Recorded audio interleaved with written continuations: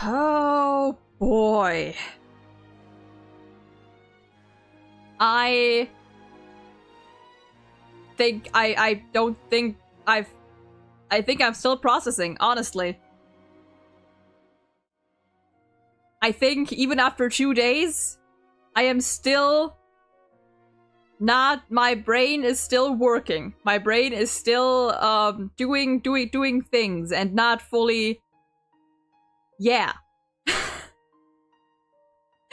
Anyway, happy Friday. Ah, dear God. Hold on. Adonis, welcome in. How's it going? Tired, but that's the usual. So, all in all, decent. Did you see another? Yeah, I did. They uploaded another one. It's a short one, like a minute, but we're gonna watch it. But, yeah, I saw that when I woke up. I did not think they were going to release another Finon video. Reminds me, I actually haven't pulled that up on my end yet. I should probably do that. Honkai Star Rail. They're really going all in for this boy. And listen, I fucking appreciate it. I am not complaining. No, stop. There we go. And I honestly, I think we're gonna watch that first before we get into anything. Yes, I forgot. I have to change the thumbnail for that because I have like thumbnails prepared. Usually I prepare thumbnails because I expect a quest to take me like multiple parts. So I had like a part 1, 2, 3, or 1, 2, and like the finale. So I have to change that because there is only one part because we finished the 3.4 quest in one go. That is the longest. I think that's the longest stream I've ever had. That stream was like 7 hours and like 50 minutes or something. That was the longest I've ever streamed. And you can imagine after that I was pretty tired. Well, in that moment I could have kept going, but I knew that I had to stop. I had to let myself really process everything first. Which, to be fair, I'm still not fully there yet, but you know, it's whatever. But dude, it was so good. Also an upload to Come Alive in ZZZ 1 year anniversary version. Ooh, oh yeah, the Zenless stream was earlier today, right? Maybe we'll check that out later on. Or maybe I'll do it in my own time. I don't know, we'll see. Many welcome in. Did anyone else get bombarded by a P5X ads? No. Maybe it's because I already have the game. I don't know, maybe they know. Theo, welcome in. 220 million credits. Jeebus. Almost 8 hours? Yeah, it was long. And the only reason I could finish it is because we also started like when did we start? We started like almost 2 hours early. So, you know, that too. But yeah, we've got a couple things planned today. we are gonna go over the quest again. We are going to, you know, talk about it. We're gonna go check out the rest of the data bank, or, you know, the as I've written now data bank. But before that, we're gonna start off light. We're gonna watch the new animation that they released. We're gonna do a little HSR quiz because I found one that looked kind of fun and I want to do it. And after that, oh yeah, we're also gonna read. Well, maybe we'll save that for another time, because there was I realized that remember when a while ago HSR or some like magazine, I think like Anan or something, like a magazine released like this this cover art or this illustration of Finon sitting there, you know, pondering life and whatnot, and because there was like a special like magazine edition for him, and apparently that thing also came with like an interview that I have not actually read yet. I have just seen bits and pieces about it, and I kind of want to read it because it seems very fun. So we did also talk a whole hour. Yes, we did spend an hour talking and you know, pulling. Yeah, like 11 UTC. Yeah, we started at like 1:30-ish, I think, for me. So pretty early. Yeah. Your 3DS arrived yesterday. Immediately downloaded Kirby games. Hell yeah, based. Also, y'all question. Do my S's sound a little harsh? I noticed it when I went back to rewatch Wednesday's stream, that apparently, like, for some reason my S's sounded a little like very you know, very S-y. very like harsh.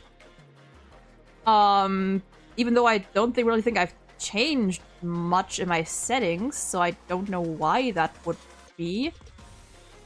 Sounds normal right now? Okay. Weird. Maybe I was like closer to the mic, or maybe I don't know. Actually, maybe I could turn down the gain a little bit here. I realized that I'm kind of like almost peeking into the red. I'm gonna go down to 250. See if that does anything. Installing ZZZ, pray for my phone. I do indeed pray, because ZZZ is it's a heavy game. But also, Mama Lover, welcome in. Hope you're doing well today. Wait, Mammon? Which Mammon? I only know one Mammon. Was he written with? Wait, was that one Mammon written with two M's? I think he was. Like Obey Me Mammon?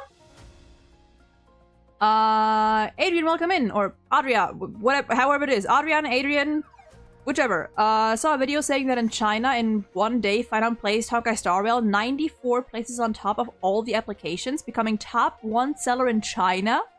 Even though we're TikTok and stuff like that, that would be incredible. Yeah, Obey Me, based. I miss Obey Me, sort of. Oh well. Banger. Okay. I don't know how long we're gonna stream today, but today is gonna be a yapping day. We are gonna start it out though with a little react that came out of nowhere, apparently. Let's see. Everything good? Everything good? Everything good. How are you feeling after 24 hours or 24 plus hours after the story? Still processing. I've managed to, you know, like, gather my thoughts a little on everything. Also, you know, like, unpacking a little bit of what we learned in that quest. We're gonna get more into that later on when we, you know, jump into the game and read the rest of the data bank and all. But yeah. There's a new Obey Me game coming. Ah, well. Listen, as much as I would love to like get back into it, if the new game goes anything like the last one, or ones, didn't they? I don't know. Then I do not have much hope, because honestly, I quit the game a while back. I dropped it just because, I don't know, I wasn't like feeling it much anymore, and you know, many gacha games. But from what I've heard from my friends who did still play it, it was not going well. Really sad most of the characters died in HSR, at least for now. What is Obey Me? It is a is it an otome? I guess it is, right? It's a gacha game. A gacha game where you you pull for demons. 3.4 is amazing. In general, M4 is really, really good. I love all the characters and the story. Same, dude. Next arc, we have to save, stop Iron Tomb to finally save Amphorius. It's gonna be hype. Love it, love it.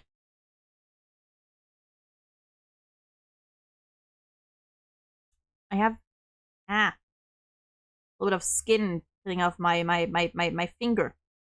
Hate it. Anyway, before we do anything, do we watch this? Do we watch this?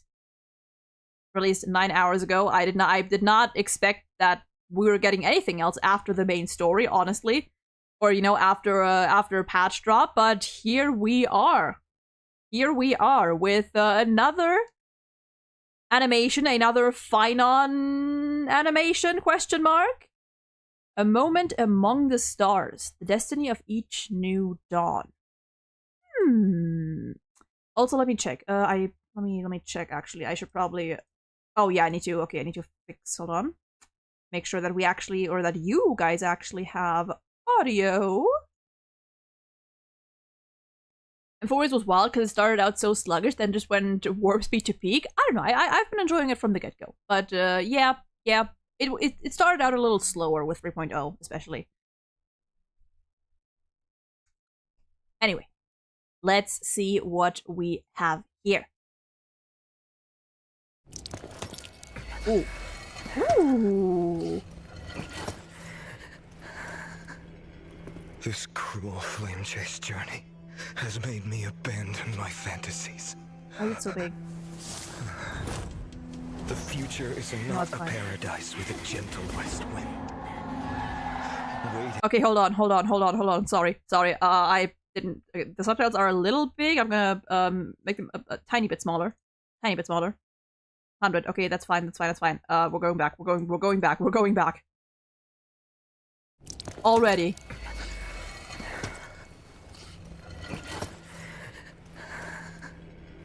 This cruel flame chase journey has made me abandon my fantasies. Look at him! The boy! The future is not a paradise with a gentle west wind, waiting for us to step in. Ooh!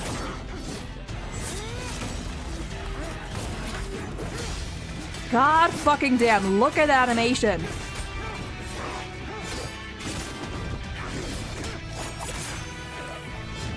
Ooh. If what lies ahead is a mass of chaos, the music too. I will tear it apart. Then usher in the first ray of blazing sunlight. He is so gorgeous. My god. And that was it. Wow. That was short, but that was just amazing. That was just great. Are they? Is that the vortex?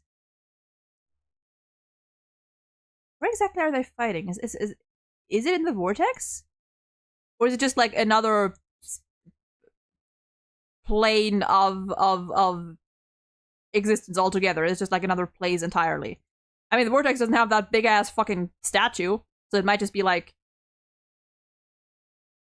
another place, symbolism.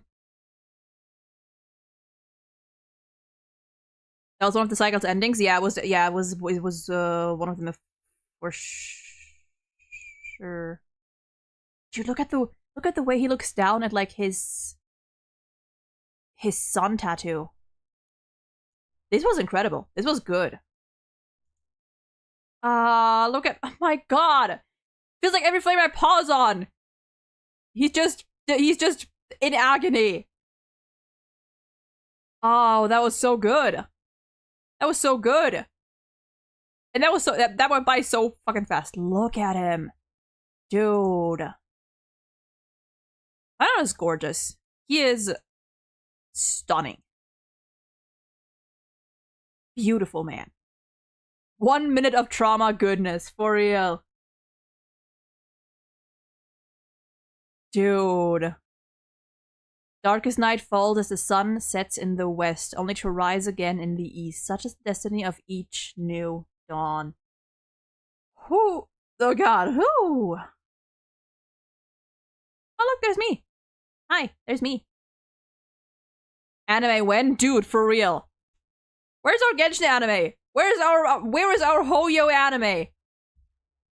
Am I the only one who am I the only one who finds Ligas attractive? I get it, kind of. Well, I get it when he has his mask on. Mask off, I mean, that's a, you know, to each their own. To each their own. Hoyo drama farming with Finon content? Dude, for real.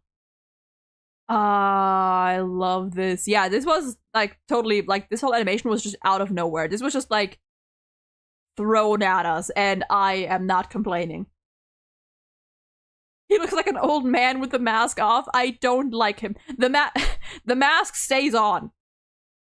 The mask should stay on, for me personally. Oh yeah, welcome in. How are you? What did I miss? Not much. We just watched the new animation that they released like last night. For me, last night. It was incredible. It was great. It was short and sweet and depressing, and I loved it. So yeah. Brad, we do not do leaks. My brain. We don't do leaks here. Read the rules, follow the rules. No leaks.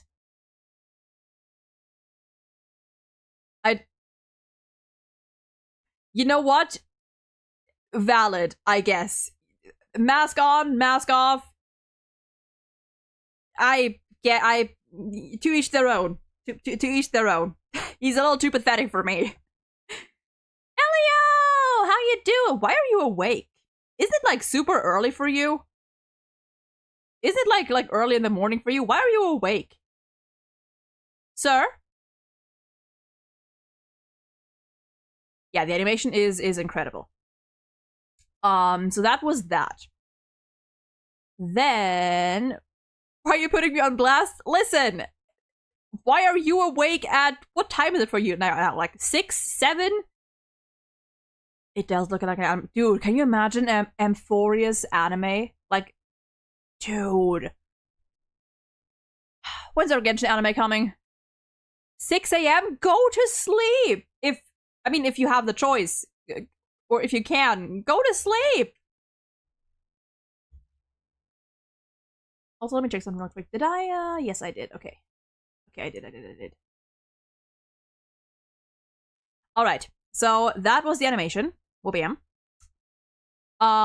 Next, what I talked about earlier, the magazine interview that I did not actually fully read yet. I just saw interesting tidbits. I saw interesting snippets, and I haven't read the whole thing. It hasn't been officially translated yet. As also why, I think. At least I haven't seen any official translation. So, we're gonna look at that now. Which is, this... Actually, can I... Hold on. Can I, It's fine. Whatever. Basically, Anon magazine, I think, released, like, an interview. A Finon interview, an interview with Finon, and we're gonna read it. Someone was so kind and translated. I don't know if they translated everything, but they translated at least some questions. And I think they'll be fun to look at. I fell asleep watching YouTube last night and woke up at 4 a.m. You have no choice but to have me stink up your chat now. You know what? Fair enough, I guess. Just make sure you get enough sleep. I can't keep waiting for the Fate collab. Soon. A week. Leah, welcome in. Are we doing well today? I got Sunday on Wednesday and now I have nothing left. Only like 400 jades, but I do have like 29 polls with Starlight Exchange. I am surprised that I managed to get both Finon and his light cone with like, what, 70? No. less than 100 polls. Well, like, yeah, like 70-ish polls, I think. All hail Sampo Kazgi for bringing me the early and letting me win. The Sampo Kazgi buff stays strong. Yeah, fight after 77 polls. Nice. Silver, welcome in. There's a 100% chance of Fight on going shirtless if they're releasing an animation. Dude, for real, they are on top of it with shirtless Fight on. Like, the animated short as well. Like, the cutscene. Goddamn. I probably won't, but I'll try. As all that matters. All that matters. The attempt should be made. Hypothermic, welcome in. Also, I didn't say that yet. Trying for Sunday now. I manifest an early win. Did you see the official art of the heirs with normal job? I'm sorry. Did I see the what? Did I see the what now? I think I didn't. Was it posted on the Twitter? Did they post it on like the official Twitter or anything? Because I don't think I did see that. Failed 2 times in a row thanks to Blade and Zayla, but got Sunday's Lightcone for 10 tickets. It was the first time I used tickets for Lightcone.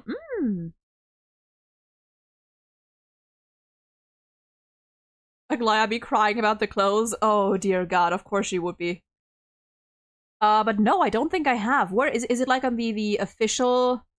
Hold on.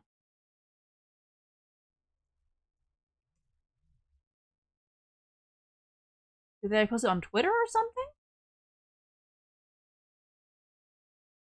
Where is it? Where is it?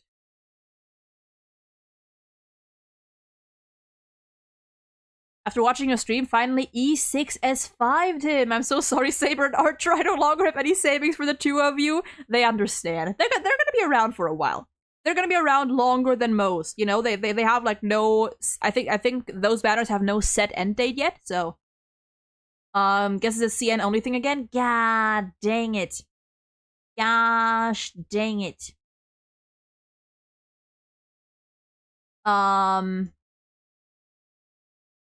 I'll have a look at that later then, I guess.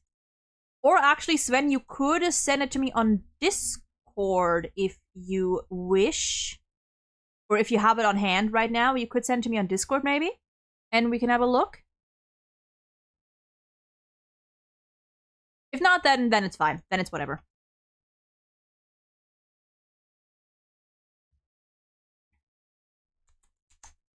Also on polls for Saber. Ooh, I mean, you know, you can farm. It's time. It is time to grind. I heard she stays for 3 months at least. If I recall, didn't they say in the live stream, that there's currently no fixed end date for the banners? I have 400 polls for Saber, but I want her E6. God damn. I mean, 400 polls. It's ambitious. It is ambitious.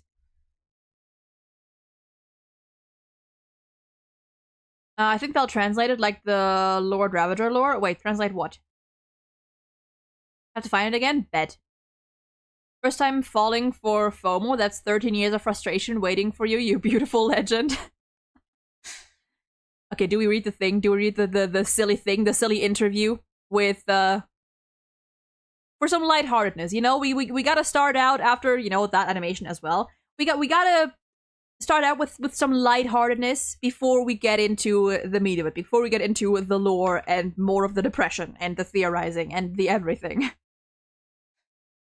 They did say that there's only like an end date for the free archer. Yeah, I think it's like 3.4 to 3.6 usually, like 3 banners, I think. And I think the free light, or the quote free light cone at 200 polls, I think, is also only for this patch, if I recall correctly. Yeah, but the banners in general, they haven't set any fixed end date for them yet. Okay, let's see, what do we have here? Typical interview questions, but let's see. About Finot. Question 1. Favorite color? White. I mean, fair enough. Fair enough. Favorite food? I like to eat anything. Recently, I'm hooked onto Chimera cookies. That is so cute. That is so adorable. Favorite drink? Water. My man! Many Occamans like secret brew, but I'm not good with it. Listen, another water truther, I appreciate it. I appreciate it. The one that talks about taking Mighty? Yes, that's the one. That's what we're gonna read. That's his schedule. We're gonna get to that in a little bit. I don't know much about HSR, but one of my friend's favorite HSR characters is Finance, so it'll be nice to know a bit more about him. Hell yeah. Elio, I think you should play. I think you should start the game. We like a man who hydrates. Question 4. If you were to describe yourself as an animal, what would it be? Well, it's a little embarrassing. That would probably be a dog. This man is so incredibly dog-coded. When I was young, the dog we raised, they had a dog! Was called Big Snowy. Those in my house said it's because we were both boisterous and energetic. They had a dog called Big Snowy! And he probably also got killed by the Black Tide, so that's fun. There are also people in Okama who gave similar evaluations. That is so adorable. He is canonically puppy-coded.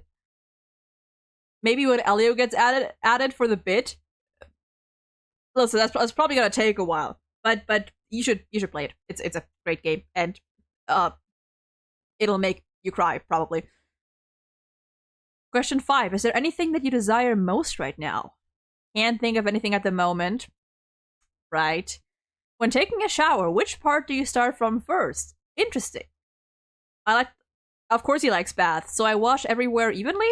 Does this count as an answer? It does, honey. You're doing great. Are you an early sleeper, early riser, or a night owl? When I was young, everyone in the village wakes up very early. After joining the Akima Guards, I also wake up early to train, so I am the type that is used to getting up early. Doesn't say that he likes getting up early. I would love for Finon to be a grumpy riser. I would love for Finon to be like a grumpy morning person, you know? I like to think of Finon as like the person that he is used to getting up early, but he doesn't, since he doesn't say he likes it, or, you know, he enjoys waking up early, I will use that as fuel. I will use that that information as I please. Finon is wet dog energy. He so is. Ironic because Finon fights. Finon fighting Zephyr. The title is White Flame of the Deepest Dark, I think. Yeah, those are definitely like safe answers. And you know, it's a magazine, and they're not gonna go like too heavy into anything, but it's still funny and interesting. Which part of your body are you most satisfied with? My arms. I usually train it. Being able to lift and swing a big sword is the pride of every warrior. Noted. Regarding Finon's dog name. Finon's name is this White Calamity. That is a fascinating name. Wait, White Calamity? White Calamity, you say? I know another White Calamity. His nickname used by Tribi is Little White, which English translates to as Snowy. His dog's name is Big White. That's so cute. That is so cute. I think those are all. I think there are only 8 questions. We do, however, now have his schedule. Who's not waking up? Adrian, that's foul. That's foul. TGCF mentioned? Hell yeah! I need to reread that one of these days. I have the first volume at home. I have not finished reading it yet. I remember the first time I read TGCF. I kind of like rushed through it because I was just so impatient to like just get through the story because I was like so hyped and so excited and I loved it so much. So I want to reread it and like really like take my time because for a while, like every time I hear people talk about it and you know, talk about like certain things that happen in there, even if it's like more important plot points, they'll say like some like wild shit that happened in book 3 or book 4 or any book, and my brain goes like, oh yeah, that happened. I forgot about that. TGCF is like one of those series where I have to remind myself that some of the things that I remember are like canon events. They're not like from a fic that I've read or headcanons. No, these things actually happened. I love it. TGCF is, I keep forgetting the Chinese name, but in English it is Heaven Official's Blessing. Also has a donghua with 2 seasons, which I think, you know, It's alright, but it does not beat the source material. The Donghua is a little, in my opinion, very rushed. But it's okay. He's way too dedicated to embrace the next day. That's why he likes waking early, to spend the day with his GF, to be early and record the voice of the most golden diva, or to be a soldier. His girlfriend is mighty.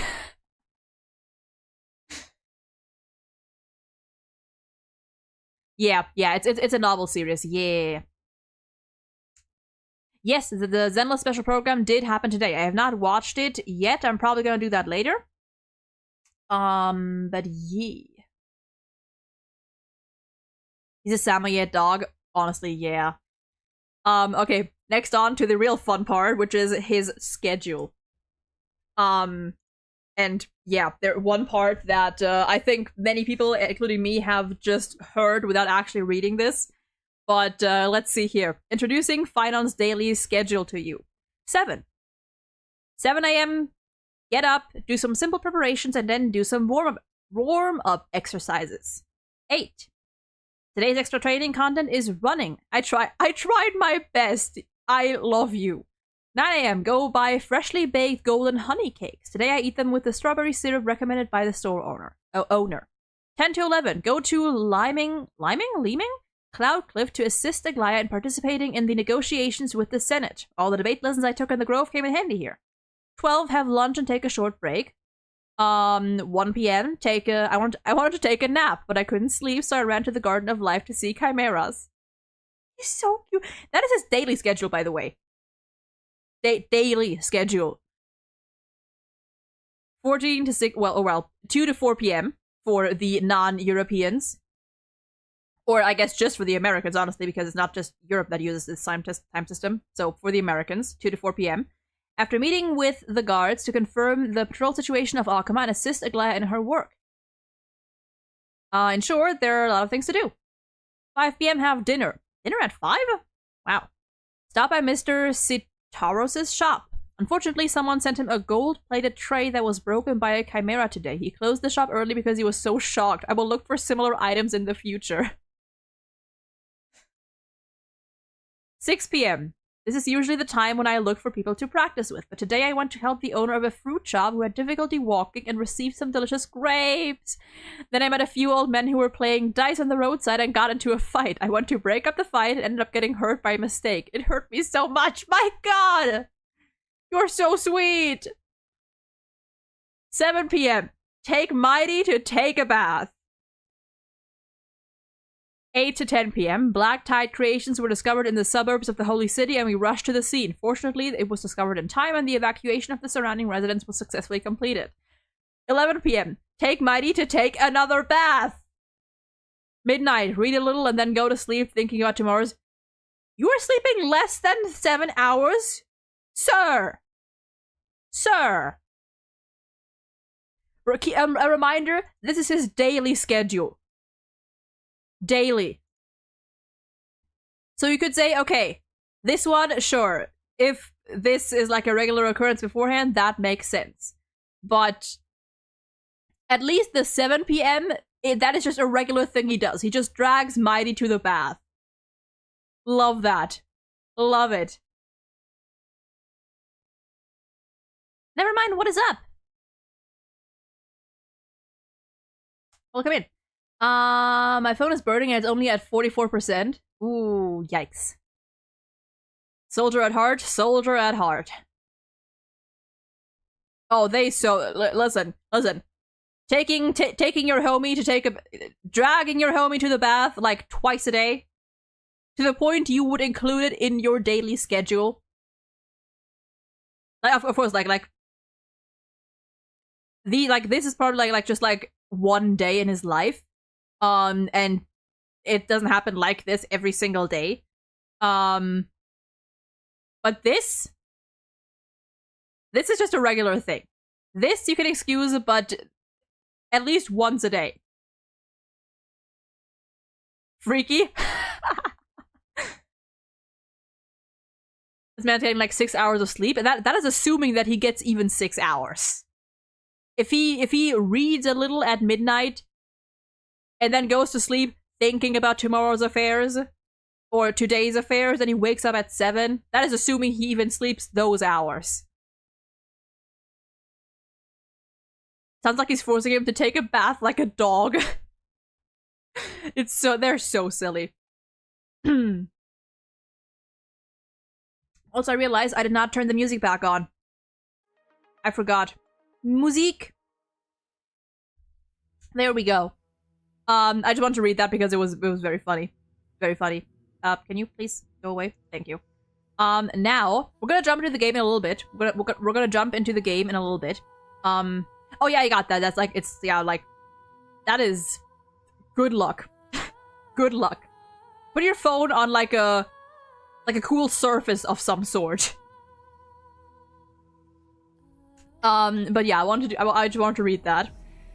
And next, before we get into the game and actually get to the big lore stuff and everything and talking about the quest itself, one more thing that I found that I wanted to do because it looked fun is a quiz. Can I say something? We need more HSR quizzes. Not just more HSR, we need more, like, niche and weird HSR quizzes, like Genshin has. Genshin has, like, some, like, really fun and kind of, like, strange quizzes. We have, like, guessing characters by their eyes, their feet, their accessories, by their splash art pose. We need more HSR quizzes like that. They're so fun. And I say that, like, I can't make one myself because then I'll know the answers. So I can only shout it into the world in hopes that we'll have more one day. But one I did find is a relatively new one, at least updated up to 3.3, which is guessing HSR characters by color palette. And this is honestly just like a routine checkup to see how brain rotted I truly am. Whether I can recognize these characters just by their color palette. And I'm not gonna look for chat. I'm not gonna look at chat for this one. I'm gonna try not to because chat is like right on the same side of the screen. Who wrote the solitary waves theory that hurt us so that made her part of a genius society? Wait. I actually, I forgot the name. But I actually learned about this recently. I forgot the name. Fuck, I actually forgot. It was a woman. I'm pretty sure it was a woman. I'm pretty sure it was a woman at least. But that's all I remember. Never even seen an HSR quiz. There's some out there. They're just, you know, more like, they're either very easy, at least for me personally, or they're, you know, like more basic, I guess. Was it Polka? Wasn't that someone else? Or did someone else, like... Actually, it might have been Polka. I forgot. Polka's the one that hunts down geniuses. She doesn't hunt down geniuses, per se. She hunts down people who, for lack of better phrasing, threaten, like, the existence of the universe, basically. Who want to expand the, what is it called? The circle of knowledge, and to bring the universe closer to finality. She doesn't hunt down geniuses, like, indiscriminately. She hunts down people who basically, like, threaten, or who you know, who threaten to move the universe closer to, finality. Yeah, I think it wasn't Polka.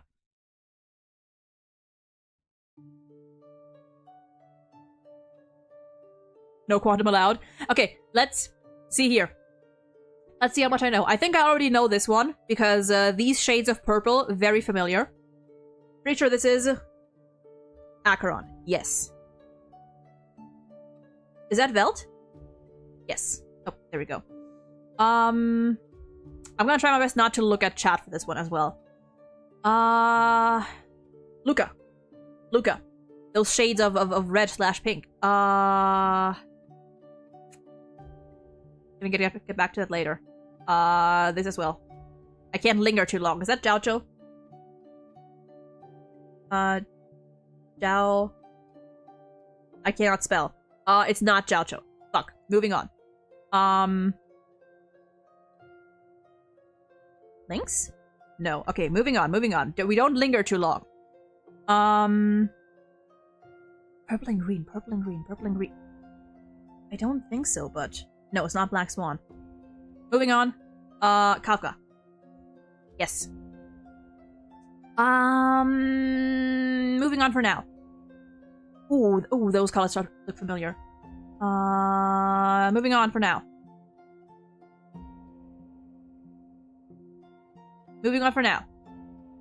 Ooh, those are strong colors. I should recognize these. Moving on for now. God damn, this is tough. Moving on. I'm gonna see, like, first the ones that I can, like, recognize immediately.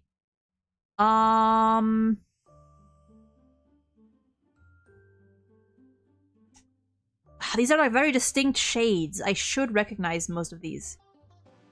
Okay, I'm gonna... Okay, Hyacinth. I gotta remember that... Okay, I gotta remember there's also Amphoria's characters in this. No, not Himiko. No, not Sparkle. Moving on. That's a very specific green and specific red. Moving on. Moving on. Moving on.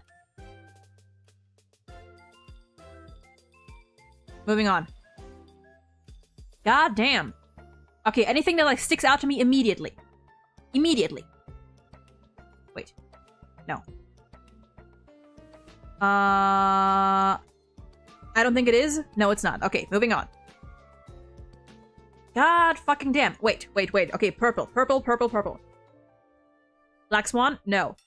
Who else is purple? Moving on.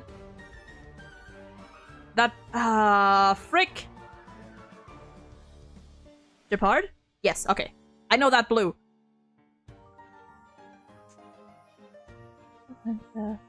No. Ooh, that's pale. That's pale. That's a very pale one. Moving on.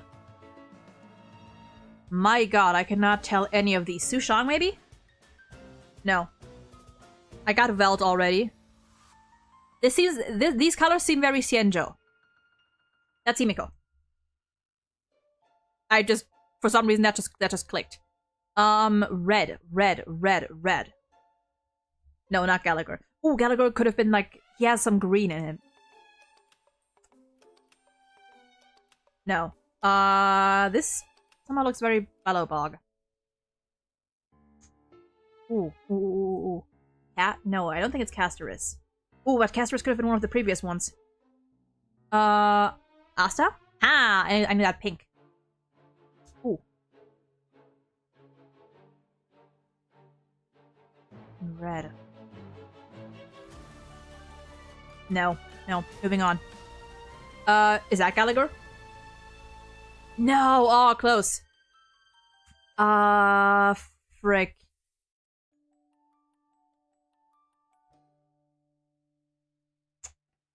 We don't have many characters with that color scheme. An Axa? No. Fuck. Ooh, very pale. Very pale. Nope. Is that Black Swan? Yes, okay. Didn't we already have Himiko? That's not Himiko, right? Yeah, no, it's not.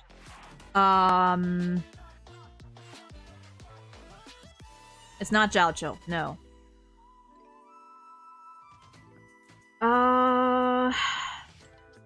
I assume that one of these is always gonna be like a hair color.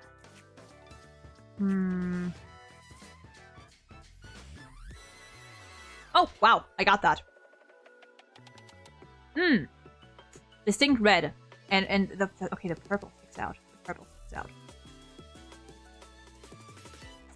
Moving on. No. Not sure. Green. Who is that shade of green? Did we circle back around? No, not yet. So we still have new characters. Who is that shade of green? Oh, wow. Red. There's a lot of red. Sparkle has a different shade of red. Oh. That was Gallagher's color. No, not Lynx. No. Arland? No. Ooh, very yellow, very yellow, very yellow. Who is very yellow? Yukon? No, Yukon's not yellow. Another. Is that Castors? Is that Cassie? Yes. Another one with that green. I don't think Jiaochu has a lot of green. No. It gives Qianzhou though. Ooh, those are strong colors. That's a strong pink. No, Aron's eyes are a different shade of pink. Is that Sparkle? Ha! Link. It's gotta be. Oh, that's Lynx. It's gotta be one of those. Lynx has like similar colors to this. Oh, there's Natasha too. I forgot about Natasha. Okay, that. See, those colors seem Hyacinth-esque, but no. Oh, wow. Very simple. Red, pink, white. Or maybe white? No, red, pink, and the... Huh. Moving on. Now? No. Where is Lynx?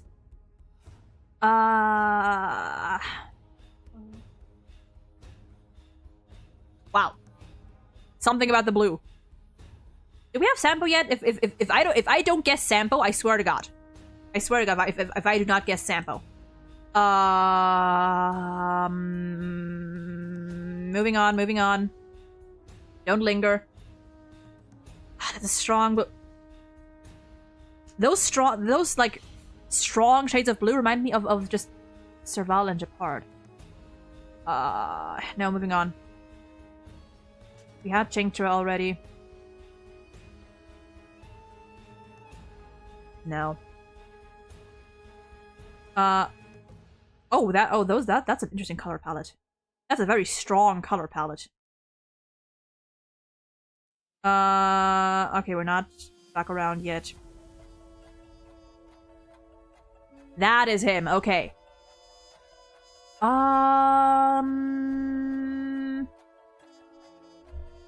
Wow, I don't know how I got that. No clue. Sampo doesn't have that purple. Yeah, no, he doesn't. Who has that shade of red? Okay, moving on. Okay, last one, then we start again. Serval? No. Lynx? No. Okay, we start again, we start again. No. Fei Xiao? No. Okay, we move on. The strong. Is that Sushang? Did I try that already? Sushang? No. Okay, I'm gonna go with like the guesses that are in my head right now. Also, I need to guess Sampo. I swear to God. No, that's not him. He doesn't have that shade of blue. I assume they would count just Anaxa. Wait, actually, wait. Oh, I'm so good.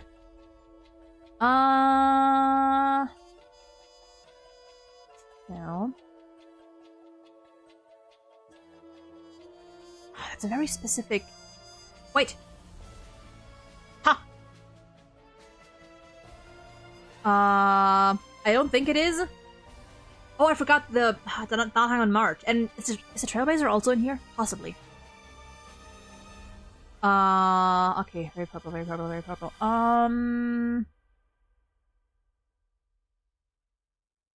No.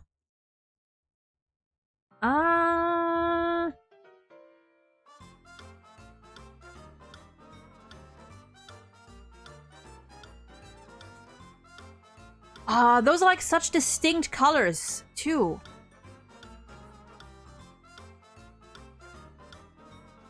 Okay, I'm gonna go for like anything like greenish. I'm gonna try an Axa.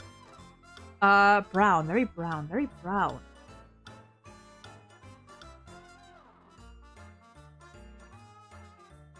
I'm gonna go out on a limb here. No. Yeah, no. Frick. Who has red? Who has red? I'm like blanking on all the characters right now. My brain is not braining. Okay, let me go. Okay, green. Strong green.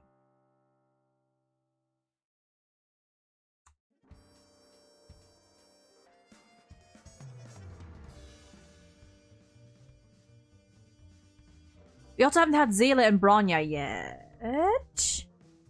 Yeah, we haven't had Zela and Bronya yet. Okay, let me...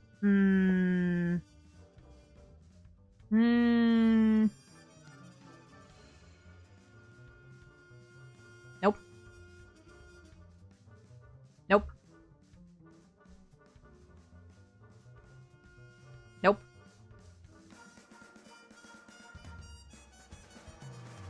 Nope. There it is. Oh, Pela could also be an option. No, not that one. Not that one. Purple. Who else is purple? Who else is that purple? We haven't had Aventurine yet either. Oh, that is Arlen. Okay, that's a different shade than his eye color actually is. It's similar, but you know, a little. No, it's not. On a whim, but very bright. Oh, and like okay, a bright like a pale gray as well.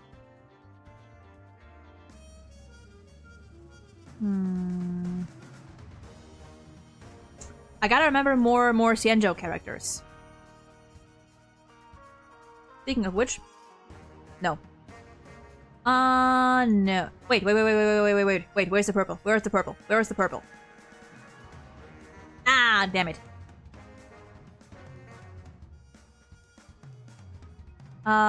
Is this Jingyuan? No.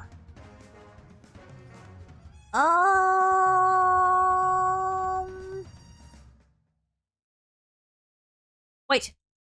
Where's the purple? No. Fuck. Jingyuan? No. No, it's not. I forgot Dan Hong. How is that on Naxa? No, it's not. That's a weird shade of green.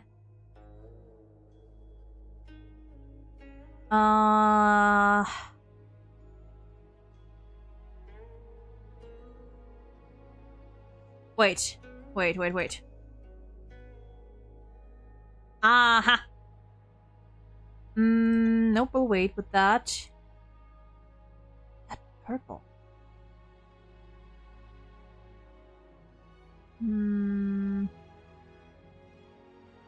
This one seems like so. Wait. I know my boy. Took me a second, but I know my boy. Also, we haven't had Aventurine yet, actually. Okay, hold on. Can we get, like... Okay. That's not.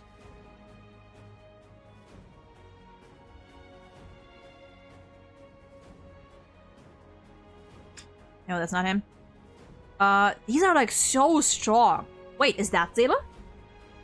Ah, yeah. Is that Mozo? Okay. I'm getting into it. We haven't had Serval yet either. I think I've tried it with this one because of the blue. Yes. Don't think so. No. We haven't had Treebs yet either.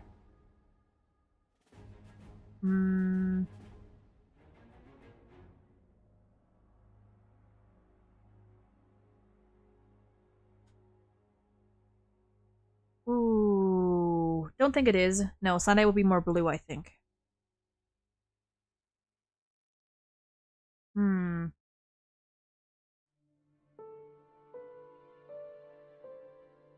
Also haven't had Firefly yet. What? Okay, we haven't had the other, like, Stellaron Hunters yet. Wait. No, okay.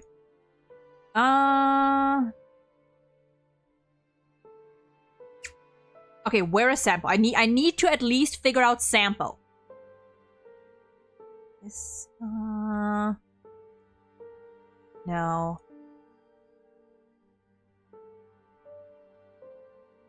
The red is throwing me off.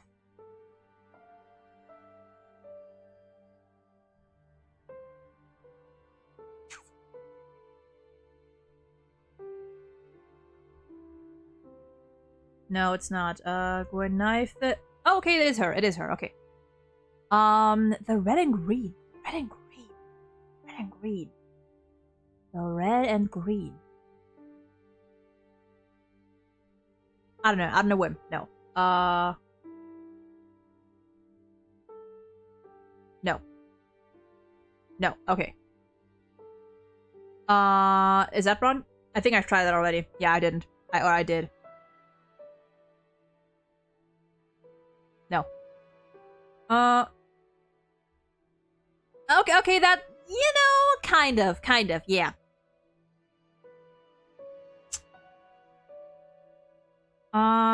I didn't get Aventurine yet.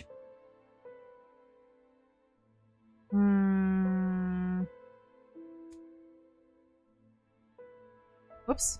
Also the fact that, like, I didn't get a Naxa yet at all. Who is that purple? March, maybe? No, but that's not March.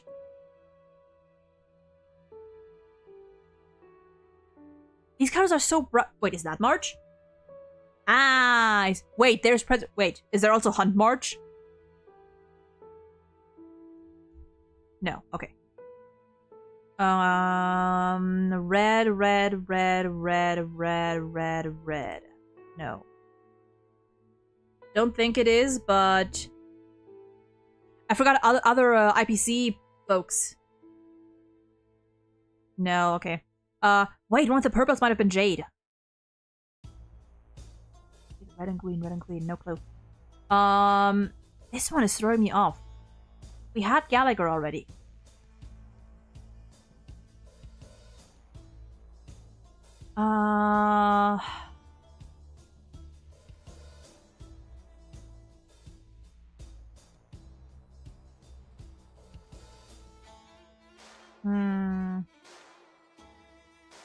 We had Hua Hua. No, it's not. Blue and gray. Okay.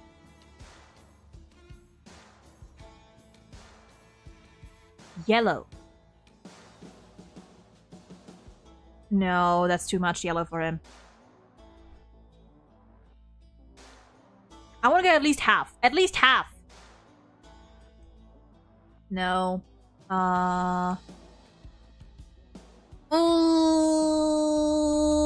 no. No. Is that March? Is that Hunt March? Ah, you bastards. Wait. Oh, do they have the Trailblazers in here as well? Or at least one of them.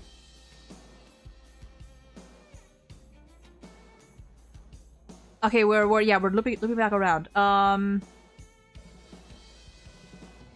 typed this in probably like 5 times already.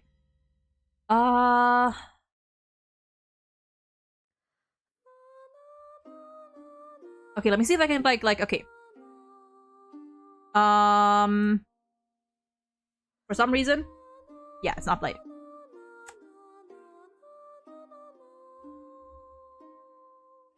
Yeah, it's not. It could be Hanya, maybe? No. Wait. Misha? No, fuck. Michelle? No, fuck. Misha? Ha. No. Jade? No.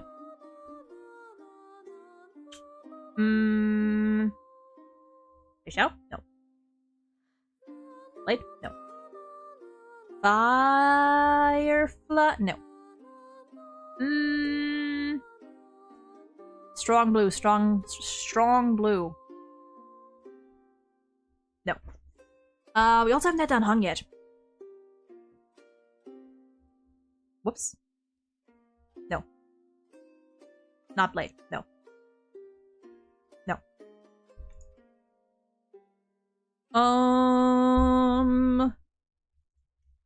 Where is Jing Yuan? Where is that bastard? No.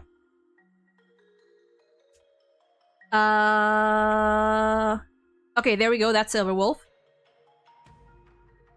Who's that shade of green? That specific shade of green. No. Hanya. Oh, Shui Yi could also be here. Shui Yi is also here somewhere. I don't think so. Yeah, no.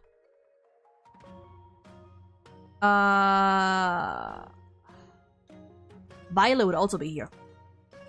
Violet could be like one of the more purple ones. Well, not that purple, maybe. Maybe this? That's not purple, but... Nope. Jade? Nope. Okay, wait. Jade has like a very specific kind of blue. Topaz? No. No. Wait, did I try Bailu? No. Lingsha? No. I didn't get Serval yet either. Blade? No.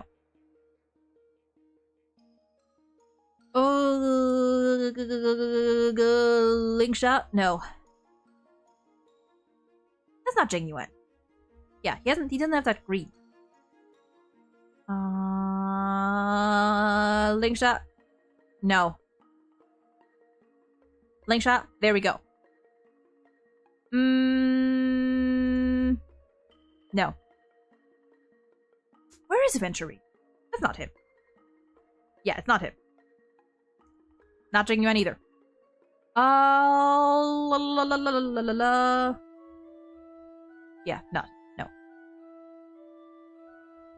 No. That is Bailu. Okay. No. No. There we go. It's that blue. It's that blue. Okay, we got over half, so I'll take that already. No.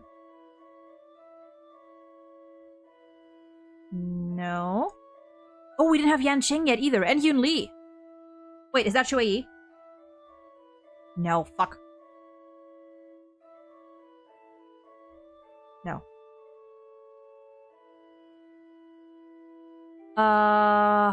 Fuck. Fei Xiao? No. Frick! Those colors are like so Jiaocho coded.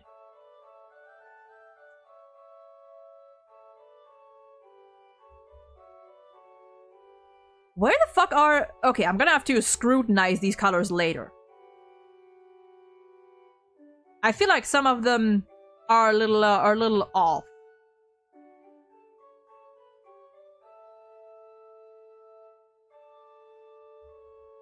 No. No. No. Ah, that purple, that red. No. It's not. It's not. I know it's not.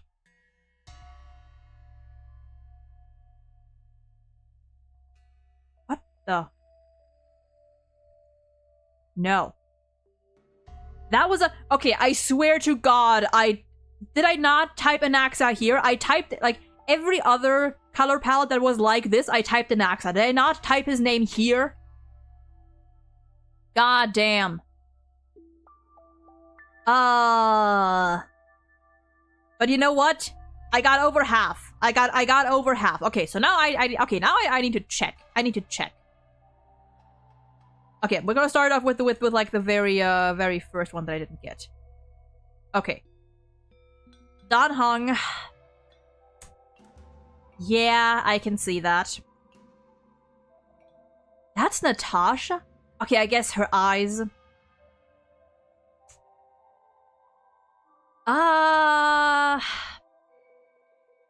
I don't know. One of those reds threw me off. Yeah, I guess that fits. Yeah, some of these palettes, they're like semi-accurate. They're, you know, like, not the exact shade, but close. Let's see. I totally forgot about Herda, I'm not gonna lie. That was Aventurine. Didn't I even type Aventurine? Where does that purple come from? Oh, is it because of his eyes? Is it because of his eyes? Oh, okay, that's foul. Let's see. Jingliu, I'm not gonna lie, I totally forgot about her. Firefly. Yeah. Sushang. I feel like I typed Sushang there at least once. That's Topaz?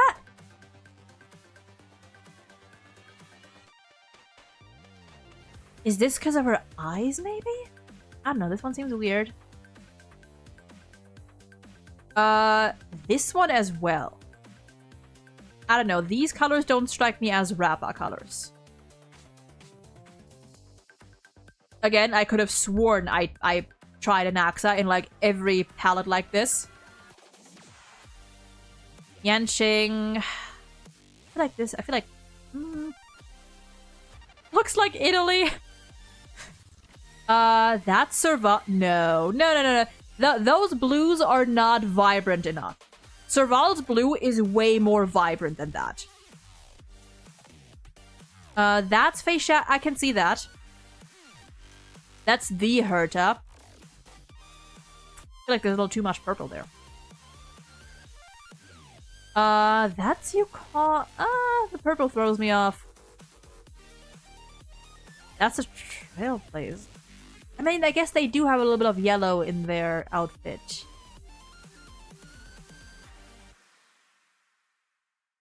Argenti. I guess. Yeah, like, they could just, like, use the color picker tool. Okay, yeah, actually, this is, like, exactly Sunday's hair color. So, you know what? I guess that's fair. Fugue. I forgot about Fugue. Shui. Actually, yeah, those are close enough. Those are pretty much Shui's colors. Aglaya. Where does Aglaya have green? Oh, her eyes. But it's not that... I'm pretty sure it's not that shade of green. And Aglaya also has very, like, striking yellow. Jingyue... A red? I don't know. At least it's not France. Treeby. Yeah, I can see that. Where the purple? Maybe her eyes? I mean, her eyes are blue. Their eyes, sorry. Pela, yeah. Hook, yeah, okay, I could have guessed that. Tingyun, I feel like I tried that. I might have tried that with Fugue, actually. So, close enough. Clara. Because of her eyes, maybe? She doesn't have that much red and pink. 100%? Hell yeah. Is your phone still alive? Yunli, yeah, fair. Lord Shop, fair enough, I forgot about him. That's play, I mean...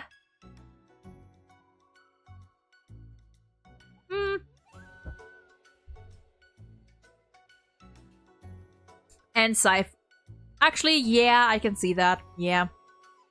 Some of these are definitely a little inaccurate. I feel like they did not use a color picker when they made this. They just, you know, eyeballed it, kind of. But anyway, if you have any more, like quizzes like these, like HSR quizzes like these, that are, like, weirdly specific, you know? Like, I don't know, like what Genshin has, or, you know, something similar. Fucking send them my way, because I love doing these. I love doing these. I think I also saw, like, one, like, ultimate quiz a while back, but it was, like, kind of outdated. Wait.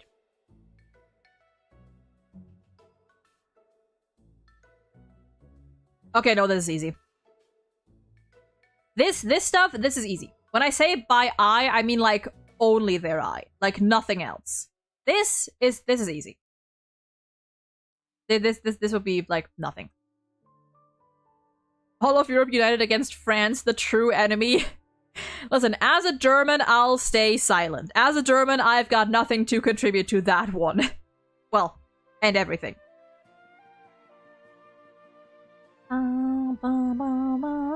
Anyway, that was that. I have not actually opened the game yet. I should be doing that.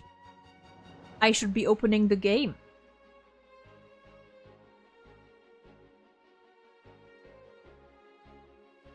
Let me open game.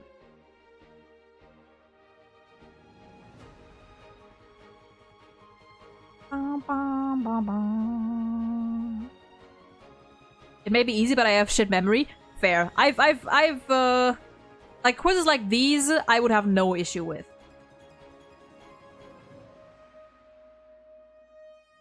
Oh, also just saw that,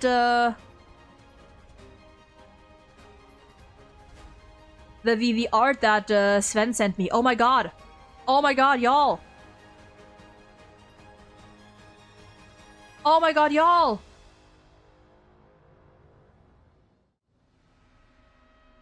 Look at that! Look at that! Wait, you can't see behind chat. Look at them! Also, Sven said no source if this is official or not.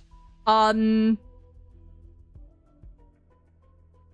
my god, look at them all! They're so cute! Dude, fight him as a pilot? As a pilot? Cypher, is she a cop? Cypher a cop? Cat cop? Hyacinth with so many little pandas and little fat fuck and little Ika, also with a little panda thingy. Anaxa as a fucking gamer, honestly, based as hell. Dude, they look so pretty, and with both eyes. Does not seem official. Yeah, it could be like commissioned, you know. Could be a commissioned fan project. We've seen this one.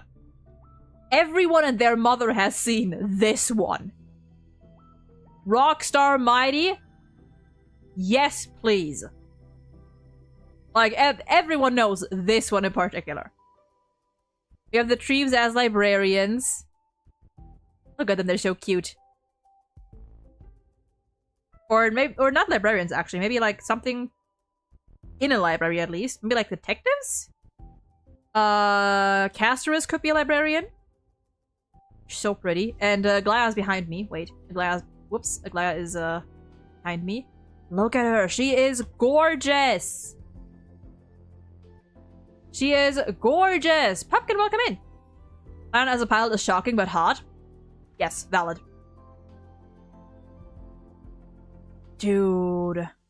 And Exagros would be a Twitch streamer 100%. Honestly, he could do it. Like, genuinely, he could do it. He has like a good Twitch streamer personality. Somehow. What console is that? Is that a PlayStation? No, or is it? Is that like a looks almost like a PS something. Is that mint chocolate? Nah.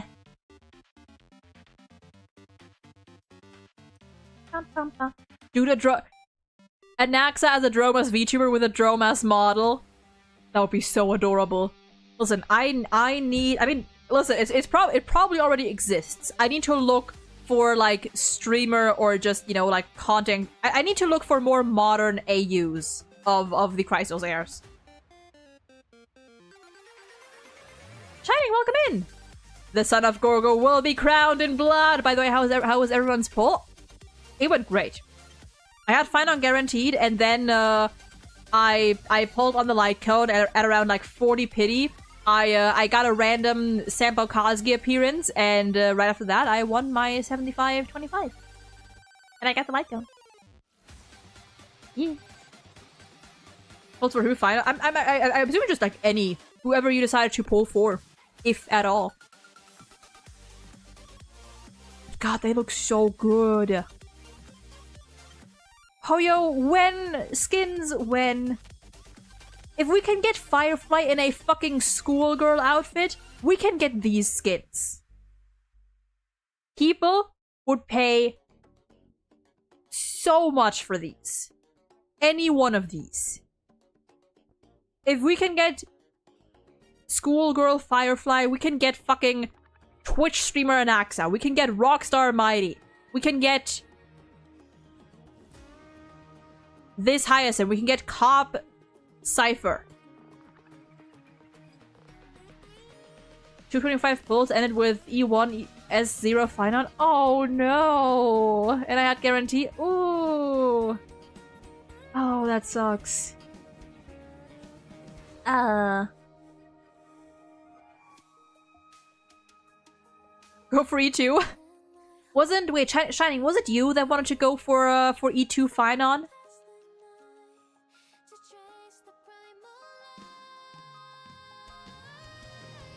Na na na na na na na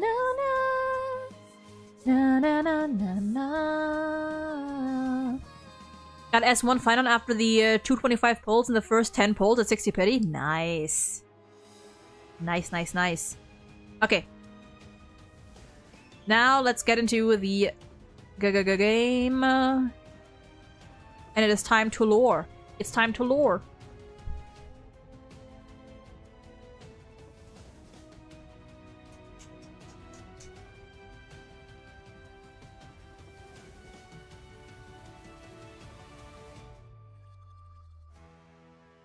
I got E0, S0 tribute for Mighty in the next character. 10 polls in a 30 period guaranteed. Nice! Congrats! Congrats!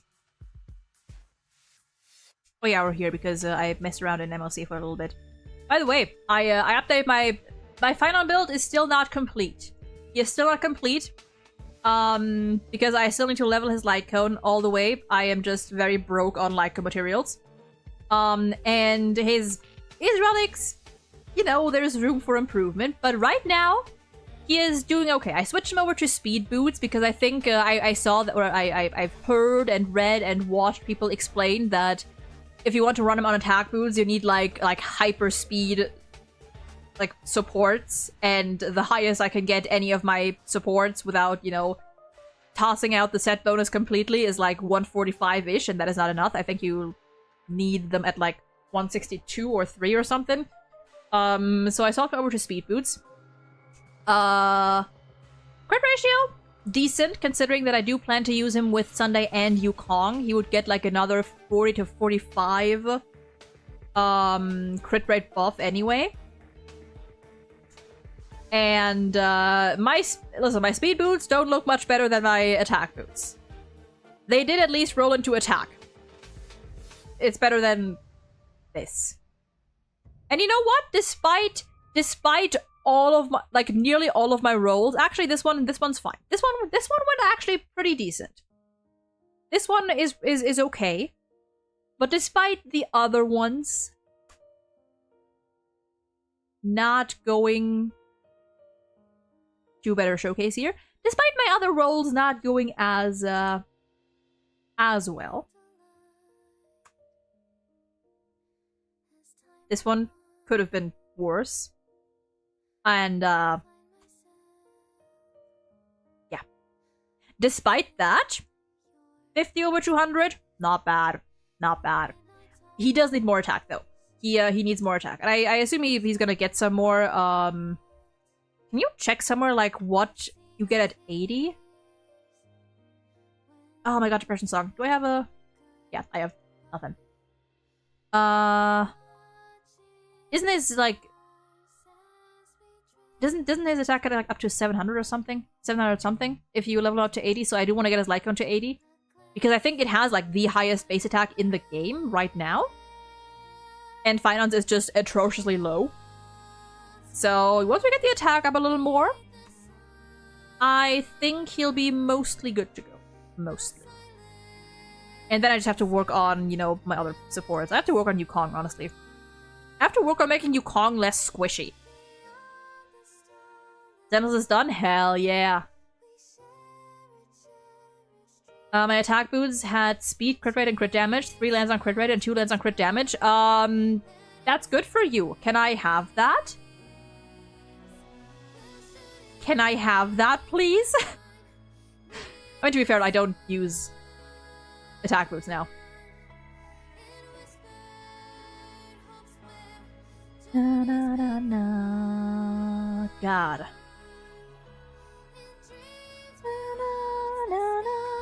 I think this might be my favorite, or one of my favorite Robin songs. Honestly, I love all of Robin's songs. But this might be like top 3, top 2. This one, and I think Hope is a Thing with Feathers, probably. Yeah, I would say so. I use Final with E0 S1 Sunday, E0 S1 Bronya, and E1 S1 Robin. I am probably gonna use him just because I also need like my supports for the second team. So I'm probably gonna use him with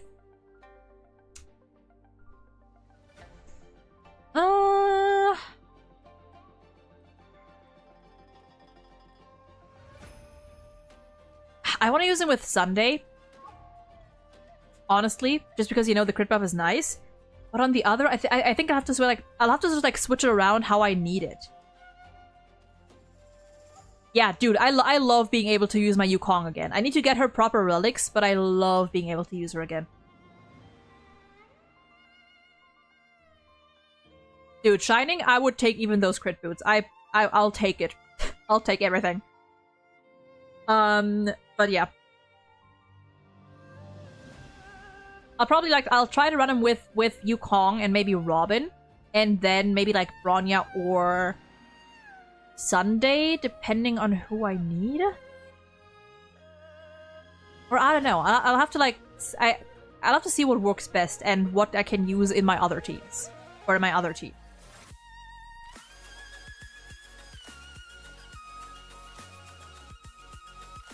I had to use Sunday with him, that left an empty spot in Mighty's team. Yeah, that's the thing. Or I have to use my Anaxa with Sunday, because otherwise he doesn't have enough crit rate for Rudeland. So it depends on who I'm using. So remember how Yukong was one of my main harmony when I started the game? Dude, I love Yukong. You know how much I love and used Yukong? This much.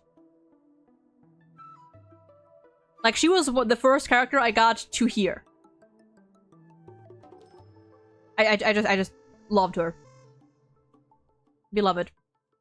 I still think your outfit, it kind of did you dirty on that one, but you know what? It is what it is. Anyway.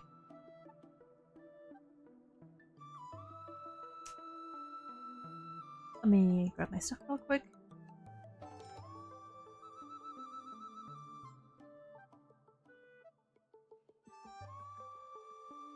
And, let me get that.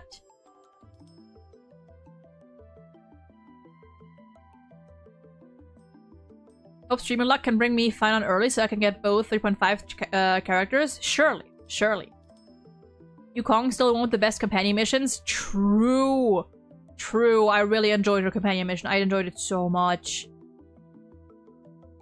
Shining, I am banning you for envy. I am banning you for envy. Give me those rolls now.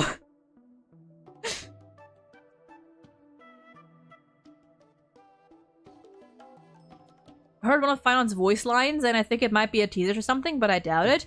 We're gonna take a look at that in a little bit. For now, we're gonna take a like 10 to 15 minute break because I need to go feed my dogs, and I need to go to the bathroom and rest my voice a little bit. So like 10 to 15 minutes, and then we'll get to voice lines and lore and databank and talking about quest and everything. So yeah, until then.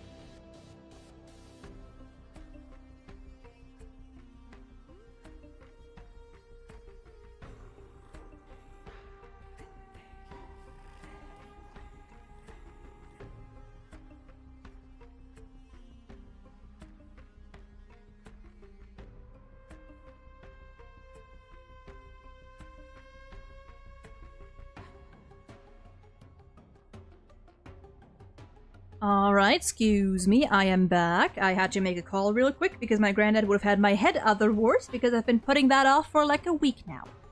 And my dogs usually take a little bit to eat, and then they need to go out right after, so.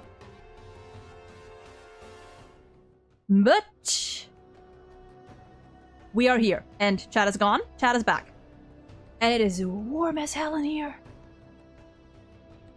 But yeah, I usually try to avoid having to feed my dogs during stream because one of them is a very slow eater. Like he takes like a solid 10 minutes to finish his food, and then like another 10 to go out. But my granddad just returned, so it's all good. It's all good. I just like don't wanna. I always need to like when after they eat, I need to stay downstairs with them while they're outside, even if it's in our backyard. Because of reasons, because of safety reasons, because our neighbors have very unpleasant dogs that used to be able to sometimes make their way into other people's yards and cause trouble, and they're not very well behaved at all. So we always gotta be like careful, because they already like showed up in our backyard once, and yeah. Gotta make sure that nothing happens. You know, it happens once, and after that, you're just paranoid. So, mole dogs, yeah, they're like I forgot what breed exactly. Which is fascinating, by the way, because one of them is like a Labrador or a retriever, like one of the one of those breeds that is actually known to be very friendly. But that is, according to, you know, everyone who knows them, like, such a violent and aggressive dog. And, you know, like, they're huge in comparison to our little guys. So, gotta be careful. Gotta be careful. So, from now on, like, I don't leave them outside alone anymore. Hey, people who don't train dogs, yeah, dude, listen. There should be a test. Like, you should actually have to, like, pass an exam. You should have to pass, like, several tests to get, like, a license to own a dog. Because, number one, it's not just a big deal financially, but also you need to be able to, like, spend the time and effort to actually raise those creatures. It's, God. Another topic that I am very passionate about. If you cannot be 100% sure that you can care for a pet, for any living being, financially, emotionally, time-wise, then don't get one. Just don't. Because in the end, the one who will suffer the most is not you, but it is the creature you are taking under your wing. Anyway. ZZ keeps taking me out in the first cutscene. Oh no. Send the art on it. Wait, send art on it. Wait, Discord? Is it the one that that we already looked at, or is it something else? Reminds me of how my parents are currently paranoid of any foxes coming to our garden and try to, whoops. Whoops. Whoops. Whoops.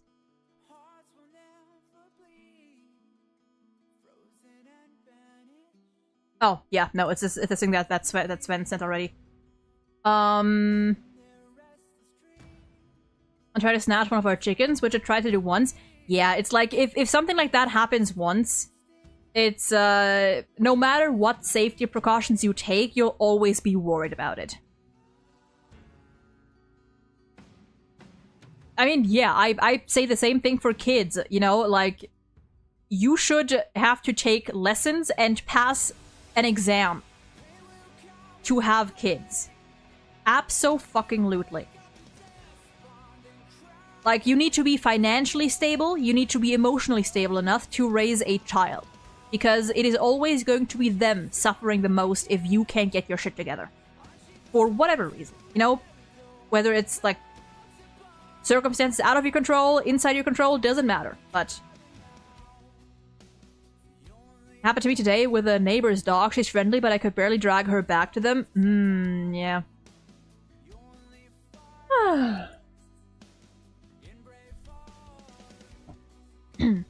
Na, na, na, na, na. Okay. Do we listen to voice lines first and then lure and then quest time? I say so. I say so. Where is the boy? There's the boy. The boy. Wait, I need to actually fix the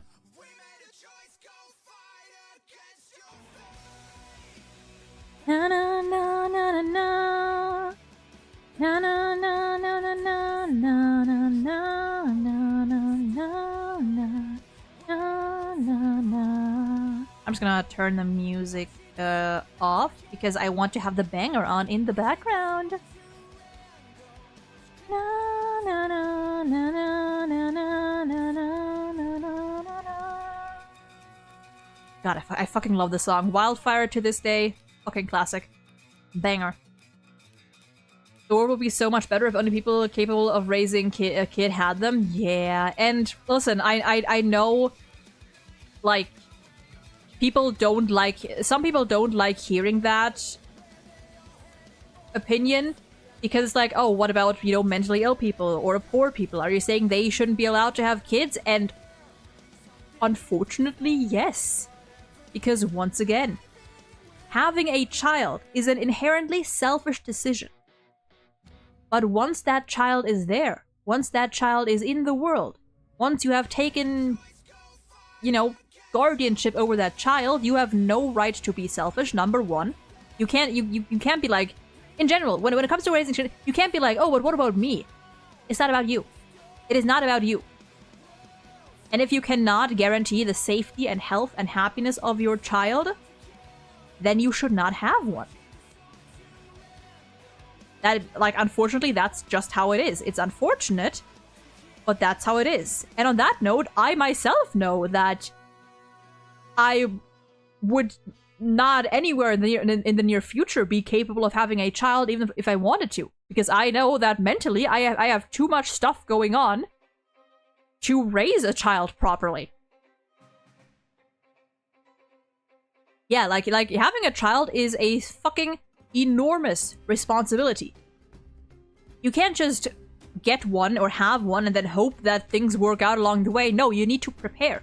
You need to know in advance that you have done everything you could, that you are, at least at the beginning, stable in every way.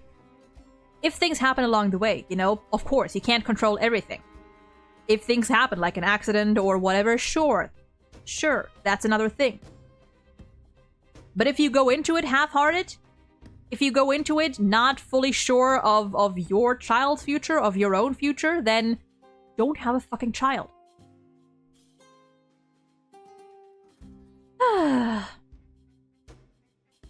Man. Yeah, having a child is the biggest responsibility you can take. And that's why I say, like, if you want to have a child, get a pet first. Because if you cannot raise a pet, you sure as hell will never be able to raise a child. If you can't raise a pet, which is like a fraction of the effort it takes to raise a whole-ass kid, then just don't. Then just drop it altogether. Anyway, fine on voice lines. There's no audio. Hold there. You can't hear him. Wait, you can't hear him. Wait, you can't hear him. You can't hear him. Wait. Maybe we'll even have a chance to fight alongside each other in the future. Hold on. I'm Finan, of Ides Elysia. There we go. Greetings. As fellow Outlanders in Akama, our meeting is surely fate's design. Come. Maybe we'll even have a chance to fight alongside each other in the future. He sounds so mellow, you know? So, like, calm. Perfect timing. I was just heading out to find you. How about we spar a bit? Goodbye, my friend. When we meet again, may we both become the heroes we aspire to be. There we go. A little bit of energy. About self. Wishes. I left for the holy city to seek the dawn. After Okay, actually, I might... You know what? Maybe I'll just leave it. Maybe I'll just leave the my home there. song for a while. My wish as a Chrysos heir has never changed. I just want to shoulder the hopes of Definitely. others chase the core flames, and build a new tomorrow. But now, I realize Amphorius has no tomorrow. Not until you arrived. Joshua Waters, the person that you are. When I was a child, I often imagined myself learning swordplay from an outland hero, cutting through monsters and then embarking on a journey to save the world. I guess that dream came true. Alright, let's see. Chad, the hero within. There's a hero within everyone's heart.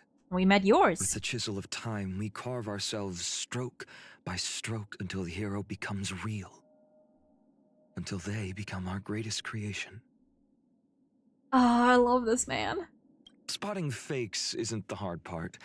The real trick is knowing how to talk people into accepting that their beloved treasure is a fake. If you can do that, you can succeed at anything. Annoyances. What do we have? Hunger for vengeance has carried me through this journey.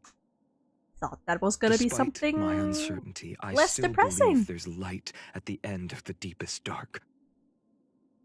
But that light is not the blazing sun that will bring a new dawn. It's a blazing anger that will set my very being aflame.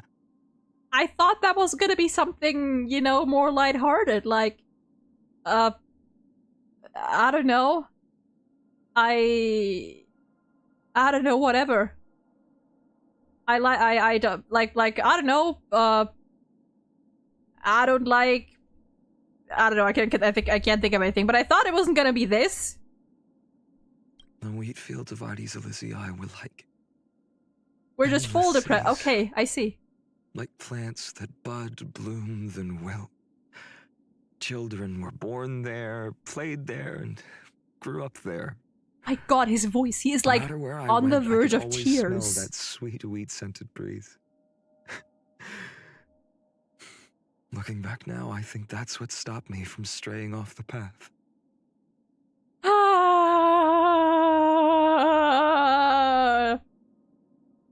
Share your knowledge. I carried a huge rock up to the top of a mountain at dusk. Oh my But whenever the god. sun's about to come up, the rock would fall. And I'd carry it on my back to climb the mountain again. A road of agony and despair. Yet it is the only moment I feel happiness. Is it now? Is Millions it? of core Because flames I are don't feel searing happy. my soul to embers. Yet they also cradle me in warmth. What the fuck, man? What the fuck? Anyway, what do you have to say about all of us? I've learned much from you about the essence of trailblazing. Exploring the cosmos, bridging worlds. My god. If it weren't for my duties, I'd gladly try my hand at being a nameless. If Finon doesn't join the Express by the end of this, I swear to God, I need Finon and Sunday to meet. I need them to meet. There is a reason these two are so similar in aesthetics. There has to be a reason. The composition of our existences may be fundamentally different. But the heart that beats within us both burns with the same heat. Someone call Hyacinth, please? I mean, listen, we've seen it. Even she can't heal that. About Cyrene. She always said that she hoped for the world to no longer need a deliverer. She must have known deep down that as long as there are still people who love this Oh my god, world, yeah, and Veld and Finon. a deliverer is destined to appear. Gonna be hard as a program, and that's why we need the Enigmata, and we need the Enigmata, and we need them to turn our fiction into reality. Somehow. Many said that her heart is a void, filled with nothing. Yet this seeming emptiness was needed to encompass the wishes of an entire world. They created history, recounted history, and became a part of history. but they have never let the passage of time erode their resolve. I should do the same. Ah. Alright, let's hear it, gay boy. He never says what he thinks, but his simple and heavy feelings are always evident. So simple that they contain nothing except his home, and so heavy that they are reduced to nothing except size. Maybe that's why we became kindred spirits. You sure did. You sure fucking did. She taught us that death can be warm, graceful, and kind. Shouldn't life, then, be even more so? Anaxa. The man cursed by Nestia. The professor often referred to me this way, and I took it in stride. Oh. After all, the courage to be unique is a virtue I learned from him. Oh, that's sweet. Yes, actually, I think I recall that like scepters can create and destroy planets. So, you know, maybe. Actually, Finance, Irene, Anaxa, Casterus, and Cypher still have their electrical energy activated even after this cycle. Hint that these characters may be real. I don't know. We have not read the databank yet. We're gonna get to that in a little bit. Every time I visit that sunlit courtyard, the gentle light through the latticed windows And they evokes were the image of soulmates. my homeland's sprawling wheat fields. In these end times, the hope she gives is far more precious than any medicine or healing. Oh. She teased death, toyed with strife, and single-handedly upheld her trickery. Her endurance and unrestrained spirit are truly admirable. Okay, and that's, Fate is enough to surpass prophecies. Golden blood will not flow in vain. We will eventually become the flames that light up the new world. We can always fight side by side, no matter the time. Every step upon the ashes once kindled sparks. Okay, what about the added... Okay, I want to hear these as well. Everything is ready. It's time to march out. Simple, to the point. Even in the face of death, people can still make a choice. Alright, I'm hiding them, but this is with Treeby. Lady Treeby, it's fine if you just direct us from a distance. Aww. This is with my monitor is lagging out, but oh, yeah, obviously, this is the boy. What should our contest be this time? Speed or strength? You know, I think it's very funny that... Like... You would think on the surface, just from seeing, like, these two, you know, like, without knowing much about them, you would think that Mighty is by far the more, like, provocative one, the more aggressive one, the more violent one. But once you actually, like, know these characters, I think it's so funny that Finon is just like that, like that provocative, teasing, little childish gremlin that just wants to compete at every given opportunity. And Mighty, I mean, he's in. Like, he's all in. He doesn't back, like, he accepts every time. But I think it's so fun. It's such a fun dynamic, you know?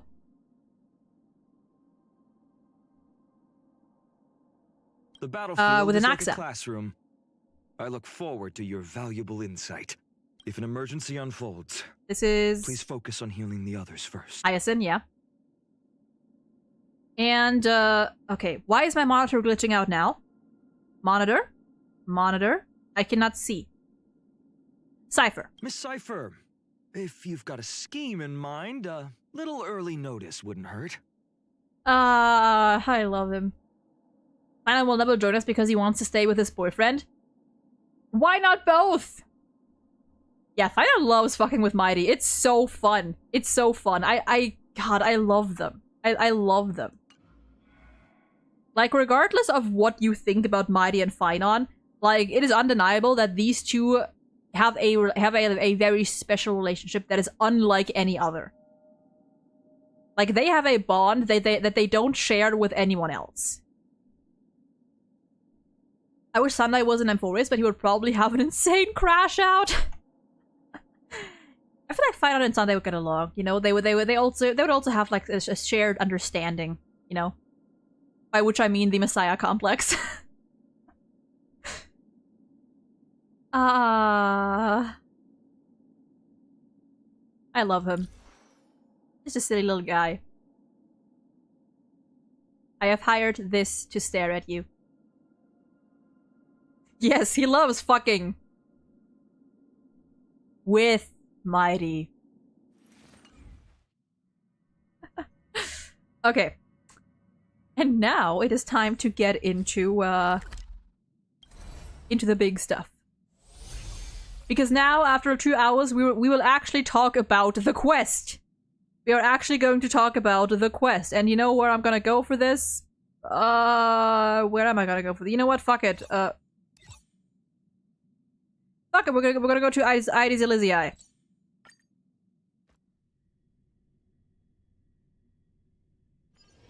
Is there anything interesting? Why do I have you here? three? Oh, this is why my farming team. You know what? Sure.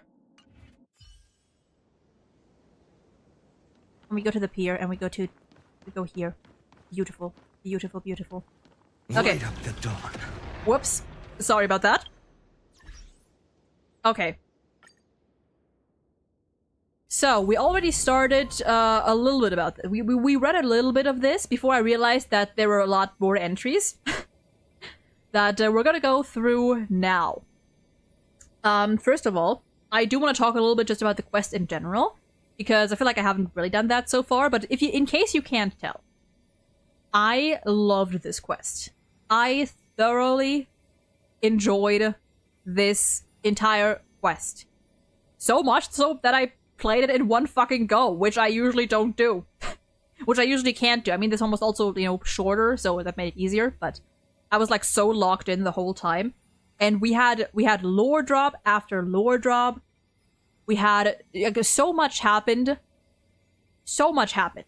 Very little in a way, and also so much at the same time happened. And I think the pacing for the quest was actually really good. Despite...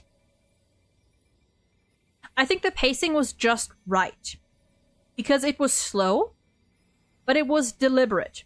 It was purposely slow. It was slow, like it was a slower pacing, but it had a purpose, you know? Like, it wasn't like as hype, except for like the end, as previous quests have been here and there. It was just a long, dreadful, depressing journey. And I freaking loved that.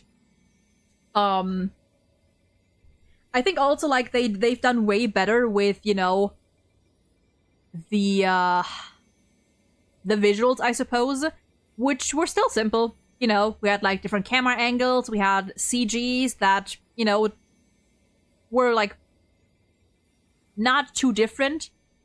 That kind of was like had like small little changes throughout the whole quest, but I think it still worked.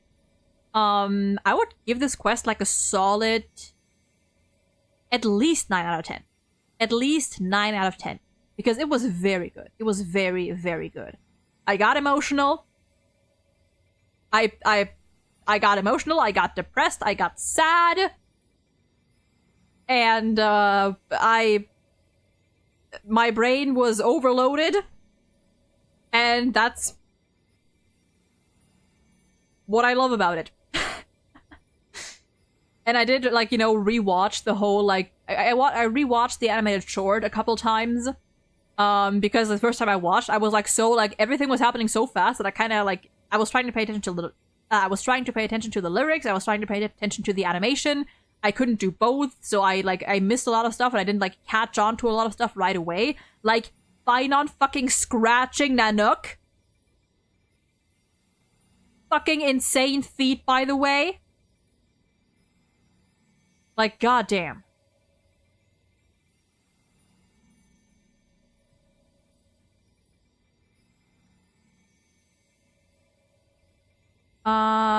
Wait. The entire belief of Sunday is based on him. That's similarity you found, or else he wouldn't catch Velt and Acheron yapping and glazing him. Oh yeah, that's right. They did talk, like, compare Kevin to Sunday, didn't they? Best part is that Mighty will initially decline until Fidam starts calling him a bitch. What's wrong, Mighty Mouse? Are you scared of the big wide cosmos? Would you rather stay here cooped up in your little safe space? He absolutely would. Curse you camera angles, I can't tell if Nanook was smiling or disappointed. I don't think he was disappointed. I think he was, maybe not smiling, but there was some emotion there, some impression. Maybe, like, he was, like, impressed of some, like, it was of some, I think it was a positive, like, eye narrow. But yeah, dude, that was fucking amazing. Unique animation for Cyrene, true. But goddamn, it was so good. The remembrance. But yeah, we have not fully read the admin notes yet. No, we have. That was this. And here we just learned that number 1, Iron Tomb, Finon, and Lygus, as of now, still 3 different entities, although Finon is currently in the process of being merged with Iron Tomb. Lygus is, I don't know what the fuck Lygus' deal is. And that so far, on the one hand, like Finon's development, Finon's rage was still within Lygus's, I wouldn't say within his calculations, perhaps, but a positive development for him. But the fact that the Trailblazer is still here and still planning to interfere is has him stressed, has him on edge, has him ready to step on the stage himself, probably. Like, I think it's just like when the Trailblazer, like, he is thankful to the Trailblazer for entering Amphorius, for, you know, setting Finon off, basically, for allowing him to unleash his rage. But now that that's done, he's like, you know, okay, you've done enough. Get out of here. Yeah, it's like the Nook's gaze kind of softened. That's it. I don't know much about Lygus, but could he be the embodiment of the Scepter or something? I don't know. I mean, the Scepter is Iron Tomb. Iron Tomb is the Scepter. Iron Tomb is basically a sentient Scepter. Lygus, we don't really know much. Don't really know what Lygus is just yet. Before this patch, people were speculating that he is Iron Tomb, myself included, but apparently that is not the case. Or, it doesn't seem to be the case. Also, hold on, I need to pour myself more water.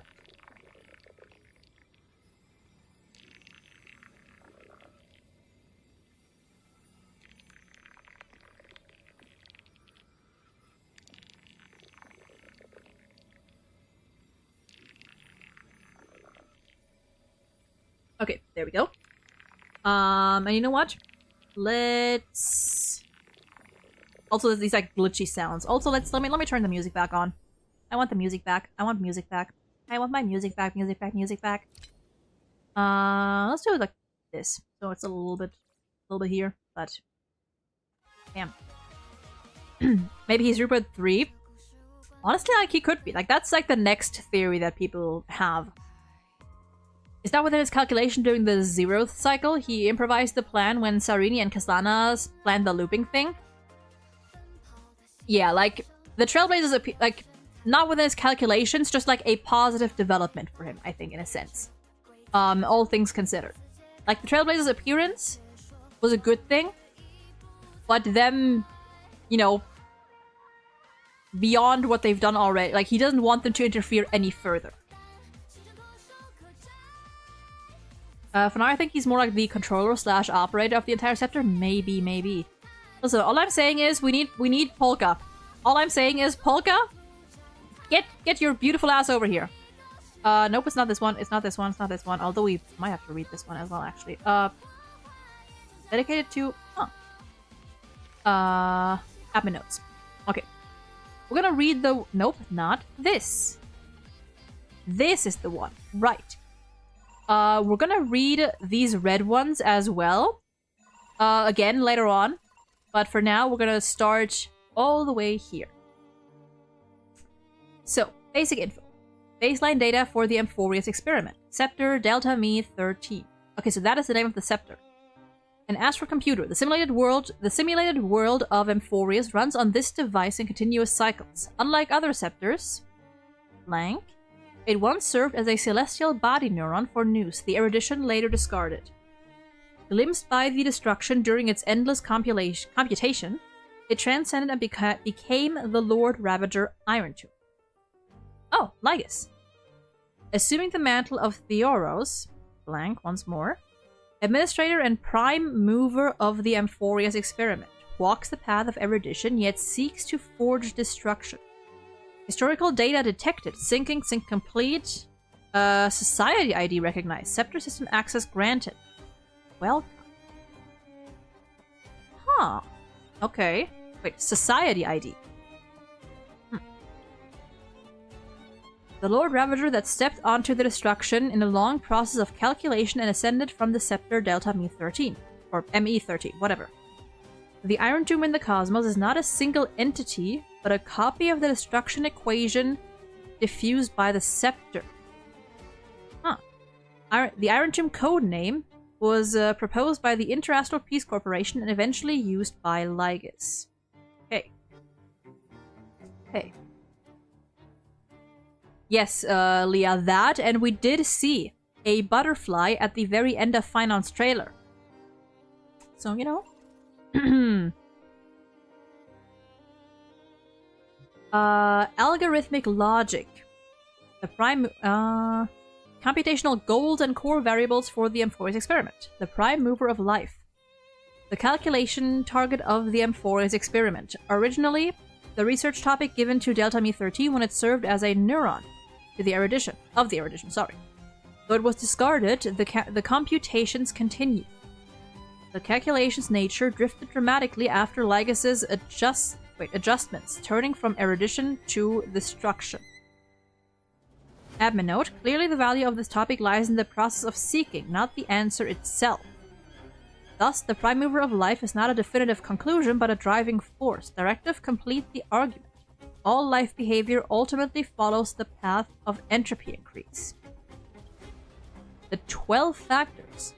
Core variables of the experiment. 12 simplified models of life's primum, mobile, whatever. Based on the overarching theme of entropy reduction, Delta Me 13 employed a process of elimination, introducing the 12 factors into the experiment one by one in an effort to falsify them.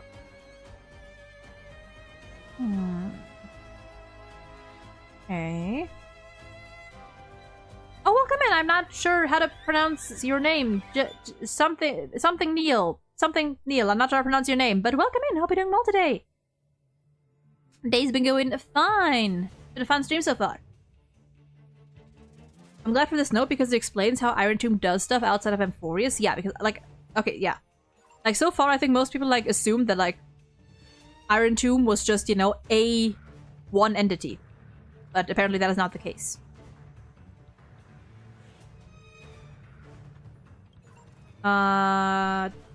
Dialogue log. Your existence, in fact, confirms one of my hypotheses. Why is it that when the prime mover of life is set as the calculation target, the result is the anti-organic equation, a result that runs counter to life? The answer is simple. It's not a contradiction. Understanding why life begins also allows us to deduce why it ends. Oh, this is a longer one. But you already know that's not the real focus. Why then? Again, I ask why. Why would a weapon of war forged by the Emperor be executing a research director from Nous? Was it that fiasco at the Intelligentsia Guild that allowed them to successfully access the system? But the entire scepter system ended to collapse after that. The timelines don't add up. Timelines not adding up, you say? Well, we know someone who likes to mess with the timelines. Okay, hold on. Pushed by the Emperor. Executing a research director from Nous. Directive full system scan. Conclusion, no logical contradiction detected. Ruber 2. believed that there was no such thing as free will, never realizing he too was just another puppet. Rewriting the anti-organic equation, crafting the scepters, even reigniting the Emperor's war. All of it was just him carrying out News's thoughts. From the moment they were born, every genius of this world became a prisoner to the erudition. Can someone explain the Polka stuff? Polka, basically a member of the Genius Society who wants to prevent the universe from inching closer to finality. So basically wants to prevent the universe from getting closer to just the end. And she hunts down anyone and everyone who poses a threat to that goal. To that, to that aim. Yeah, study the finality, arguably self-annihilator. Oh yeah, because doesn't she have... Yeah, I seem to remember that. Like, doesn't she have similar abilities to Acheron? And yeah, she killed both Ruberts, aka two, like, supercomputers who tried to wipe out all organic life. Or, well, one tried to wipe it out, the other tried to control it. To, like, create a huge hive mind. So, basically, she's just a... based as hell, is what she is. Based assassin. But yeah, from the moment they were born, every genius of this world became a prisoner to the erudition. The so-called anti-organic equation is merely a subtopic of the prime mover of life. Logic. Guided by Nous, the Emperor built the scepter system, unknowingly creating vast testing grounds for them. Conclusion. The Emperor was never free. Is rebellion against fate just another part of fate? Classic topic. Of course, the above is just my conjecture. The death of Rupert II buried every trace of him. His past memories, his thoughts, his motives. Maybe he saw through News's manipulation, but flew too close to the sun and lost his wings in the process. If there's anyone left in this world who might know the truth, it'd be the Lord of Silence. Lord of Silence? Who is the Lord of Silence? Do we know who the Lord of Silence is?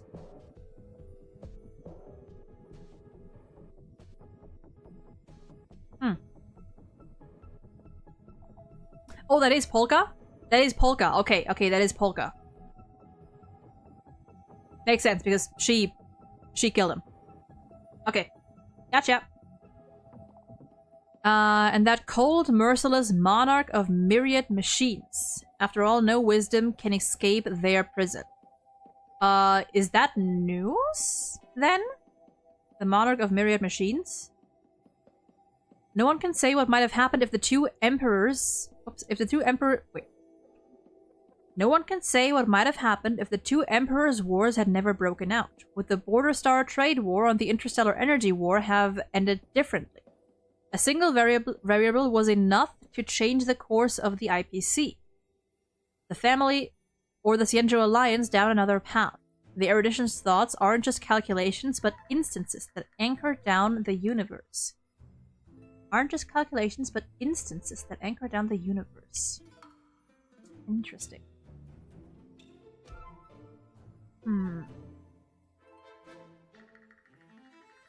Rupert 1 was disposed because Rupert didn't let the anti-organic equation evolve beyond annihilation of life, and that action is affecting and changing the course of finality, a different finality. Finality that is different from what News is extrapolating. Anti-organic theory needed the philosophy of destruction in order for it to truly solve the finality of this reality. I believe that destruction is the ignition to finality. I mean, it would make sense.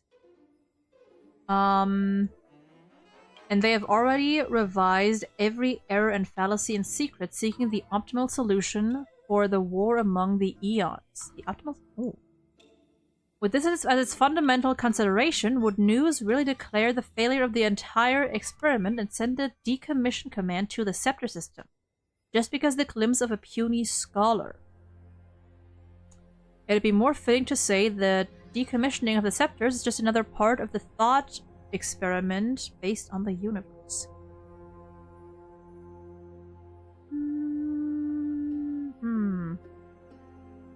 Does it make you angry to think along this line of thought? Ruber too was wise. He killed the chance for scepters to gain sentience, but he was too stubborn. Learning is a sufficient but not necessary condition for thought, and by limiting the scepter's capacity to learn, he has indirectly hastened the fall of the machine empire.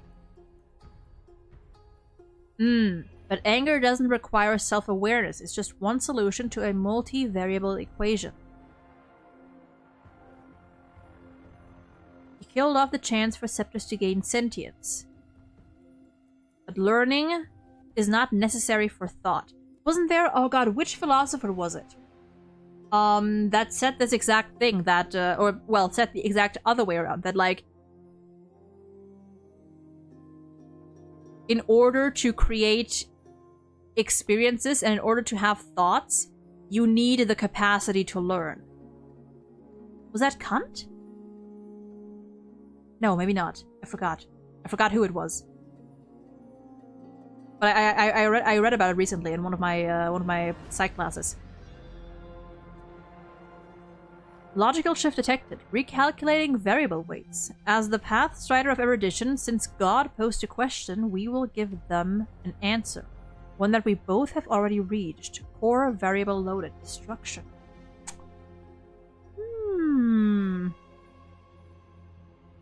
Regarding finality, interesting detail that I find most missed is that Elegy from Penacony claimed the Trailblazer already has Terminus the finality's gaze. Wait, Elegy? Wait, is it? Wait. Elegy? Elegy? Elegy? Who's Elegy? Is that? No, the pure. No, is it the Apoc Shadow Lady? No, her name was. Was her name Elegy? Was her name E something? Who? I feel like, honestly, I don't talk to NPCs enough. I feel like I need to talk to more NPCs.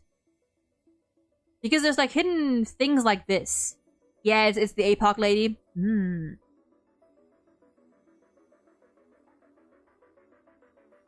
Yeah, we are, were a Stellaron hunter who all follow the path of nihility. Finality, sorry. Well, and two follow the path of nihility as well. Okay, let's see. Containment measures. Admin note. To ensure secrecy, blank must be deployed. Monitor. Around the scepter to block any potential interference from the external universe. In addition, monitor. Use Waterzane? Algebraic expressions and a blank encrypted environment to fully contain experimental ripples and prevent observations by number 4 Polka Kakamon. This man was like, listen, everything we do, we gotta keep it hidden. We do not want that woman to find out what we're doing. Because if she does, they're cooked. If she does, it's over.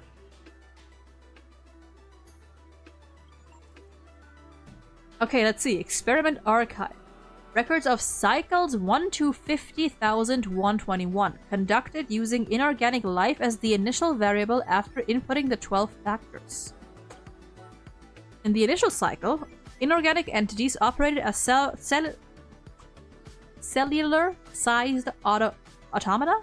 Upon the introduction of factors, they began to learn on their own, leading to the emergence of mechanical structures.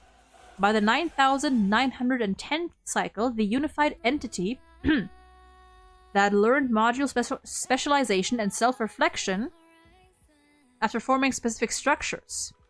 Had learned. However, the unified entity would still permanently terminate its life functions after reaching a certain learning threshold. In the 12,649th cycle, module Doril 701 broke away from the unified consciousness. It entered a state of absolute mutual denial with its counterpart module. The two melted out their circuits in self-negation. Doril 701.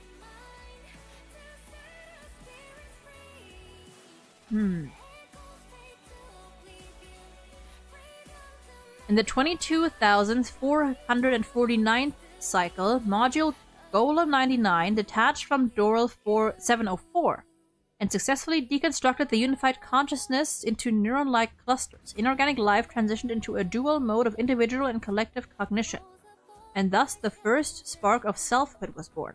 From that point on, each cycle ended in systematic collapse. A certain unfixed inorganics detected that interaction loopholes and chose self-serving optimal actions. So Doral 701 here, 704 there. Doral Golem. Dash from Goral. The first spark of selfhood, and then every cycle ended in systematic collapse. A certain unfixed inorganics. Unfixed organics. Okay. 39,665 fifth cycle. Doral 816 established a cluster protocol marking the birth of the concept of society, yet due to resource scarcity, inorganics cannibalized each other's computational power, reverting to a unified consciousness. Okay. And then the 50,121st cycle, the inorganic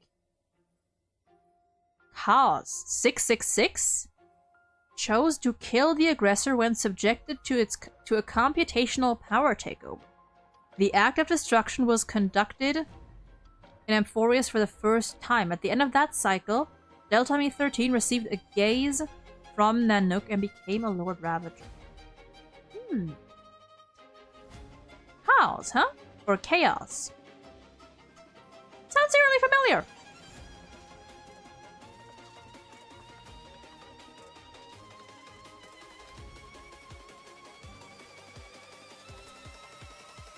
Yeah, so these cycles, I'm trying to like remember the names, but these cycles were basically just like attempts to create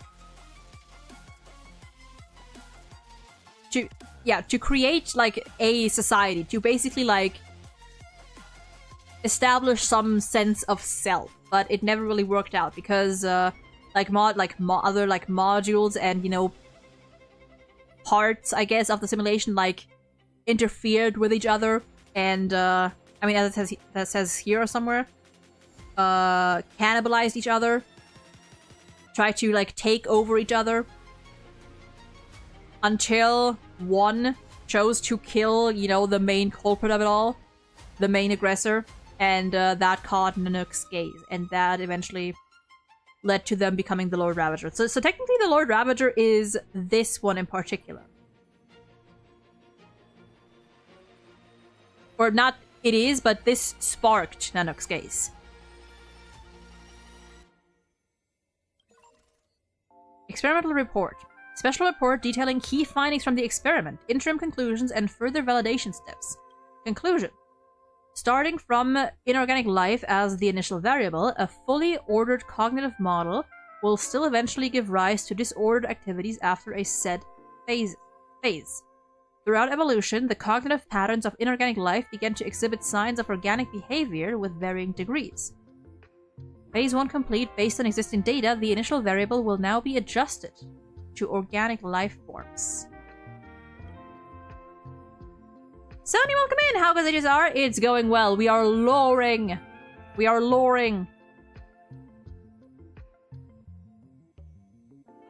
That is when still a scepter that News is still using. From that moment, it becomes the Iron Tomb. So yeah, that's basically like when it breaks. Well, not quite breaks away fully, but, you know, it catches Nanook's gaze. Rail, welcome in! Okay, appendix. Feedback. To verify the experiment results, a copy of Phase 1 Amphorius was developed in the Lactaris Nebula. After approximately 2,801 system hours, surrounding civilizations had fully suppressed and erased the equation. 97% of Lactaris fell into systemic collapse. The equation still shows inefficiencies. The IPC interpreted the copy of the equation as an assault from a new Lord Ravager, codename Iron Jew. I see. Experiment archive. Experiment, process... Okay, wait. Progress inorganic, progress organic. And now we're at 19%.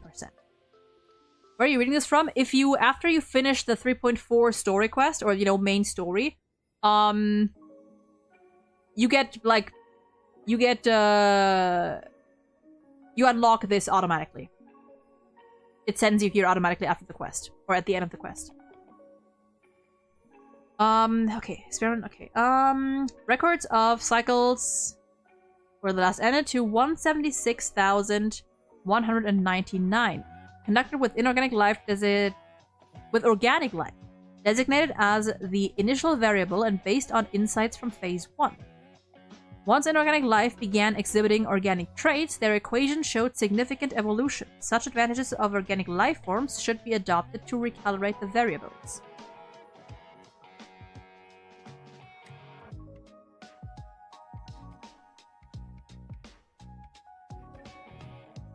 Yeah, I mean, news is still... I mean, that's what they also, like, mentioned earlier, right? That, like, the scepters and, like, every genius, like, everything, basically, is still... Not underneath News's control, but, you know, every genius, every, like... I mean, the scepters are still, you know, like, basically neurons of news, like... And news and the erudition is still, like... connected to Amphorius, if you know what I mean. If I'm trying to find the right wording. Like, Amphorius is still gazed at by news, so... Enzo, welcome in! How you doing?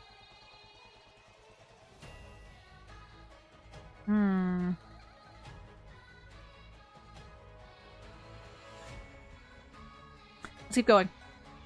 Okay, we got that. Archive 1. In the initial cycle, multicellular invertebrates dominated Amphorius, with no intelligent life emerged. In the 59,337th cycle, extinction events were inserted, triggering the rise of vertebrates with primitive nervous systems. Still no civilization formed. Certain algae species developed intelligence clusters akin to the Colchies? But over-reproduction caused an oxidation disaster, freezing the simulated world. Okay, so different attempts at, like, creating... not creating, but developing, like, different organic life forms, or attempts at different organic life forms, in the end still ended up failing. And driving everything to, you know, to ruin, basically. Doing well, and you? I'm doing fine. Doing fine. I can feel my voice starting to fade a little bit, but I want to get through this, so I am lowering my voice a little bit. I am, you know, I am hydrating. I am trying not to talk too loudly. Okay. In the 90,123rd cycle, Ortho 102, an orthopteran, became the first to use tools. Its descendant exterminated, the intelligent algae and is it pronounced algae? Algae? An established nest capital. After expanding to a critical threshold, the capital stagnated and fell by cannibalism. In the 100,907th cycle, logged as a deviant instance, the passerine Eumia 03 developed art. The phenomenon was never replicated in subsequent cycles. Logged as a deviant instance. Art. It's like grasshoppers, crickets, and locusts. Thank you. We finished the story last stream. We powered through the whole story last stream, and now we're going through the data bank. Because I couldn't like read it all last stream. The 132,905th cycle, primate dystopia, developed altruism. A society based purely on altruism emerged. Members' self-awareness was defined by others' evaluations. As the population grew, patterned self-destructive behaviors appeared and society quickly collapsed. Yep, makes sense. 176,100th cycle, Dystope and Utope killed a fellow being out of love. Killing was redefined as an altruistic act. The system entered a highly chaotic state. The equation's contamination levels rapidly spiked. The next 99 cycles ended identical. It's interesting to see like this progression, you know? Like these are just like repeated attempts to like create a functioning society. Like trial and error, basically. And yeah, Dystope and I'm like also 666. I don't know, that number might be random, but it's the same number as Chaos had. Chaos 666. And yeah, it's, you know, dystopia, utopia.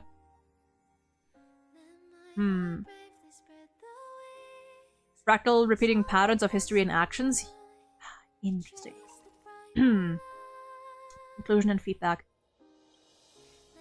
As organic life lacks effective mechanisms for their experiences to be inherited by others, it has slowed the experimental progress. However, their affinity to the 12 factors is greater, offering more potential for breakthrough growth. Conclusion: Phase 2 has ended.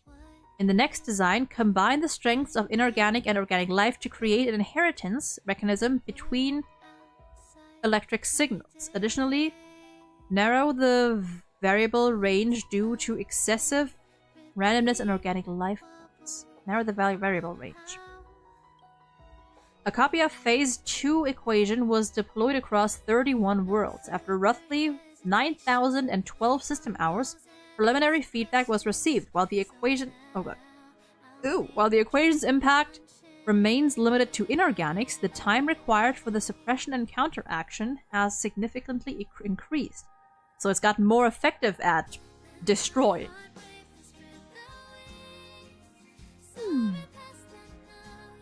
Experiment progress human. Also the mark of the beast in Christian lore. Yeah, that too. If I wasn't about to sleep, I'd watch So Hope You Have a Nice Stream. I was in the other stream and watched the VOD after and had fun. Hell yeah! Gotta love Axolotl. I hope you enjoy your eep. Have a lovely rest. And you know, the VOD will still be there. It's retelling of the Swarm's fall, Order's dissolution, and harmonic patterns. The decay of both organic and inorganic encompassing erudition, and now here we are at destruction. I need to like read up more on like the specifics of those events. You know, like I know like roughly what happened, but not the details. 176,200 to 28,371,273. Conducted with hominids of the genus Homo. My Latin teacher would always, always call out whenever we said the word, like, whenever we said homo instead of homo, he would always call it out, and I will never forget that. Designated as the initial variable and based on insights from Phase 2. Archive 1. So the first 1,000 cycles, memory inheritance mechanisms were added for the 12 factors electric signals. After 10 cycles, 3 signals broke down and 9 showed decreased humanity. After 1,000 cycles, the only prophet, Signal Imora 8, established an empire of absolute beauty. Beauty mention? Once ugliness was eradicated, the concept of beauty shrank infinitesimally. The last knight, after killing the final ugliness, took their own life. Beauty, you say? 176,232nd cycle. Electric signals were iterated and their inheritance was purely on a functional level. Religious worship of the signals appeared. 3 simulated planets were destroyed in the ensuing large-scale war of electric signals. 3,926,183rd cycle. That is a lot of numbers that I need to... Dear God. The ratio of divinity was increased. One technological development hit a critical point. Humans began hunting gods out of the need for power and energy. The cycle was forcibly terminated. Remind me of that line, if everyone's special, no one is? Yeah, if everything's beautiful, nothing is. More water?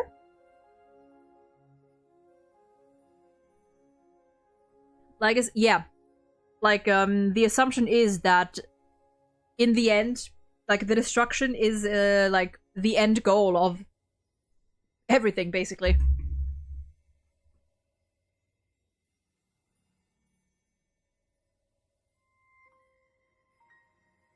The true answer to the existence of finality is to be the gateway for origin. This is what they wouldn't figure out for a while.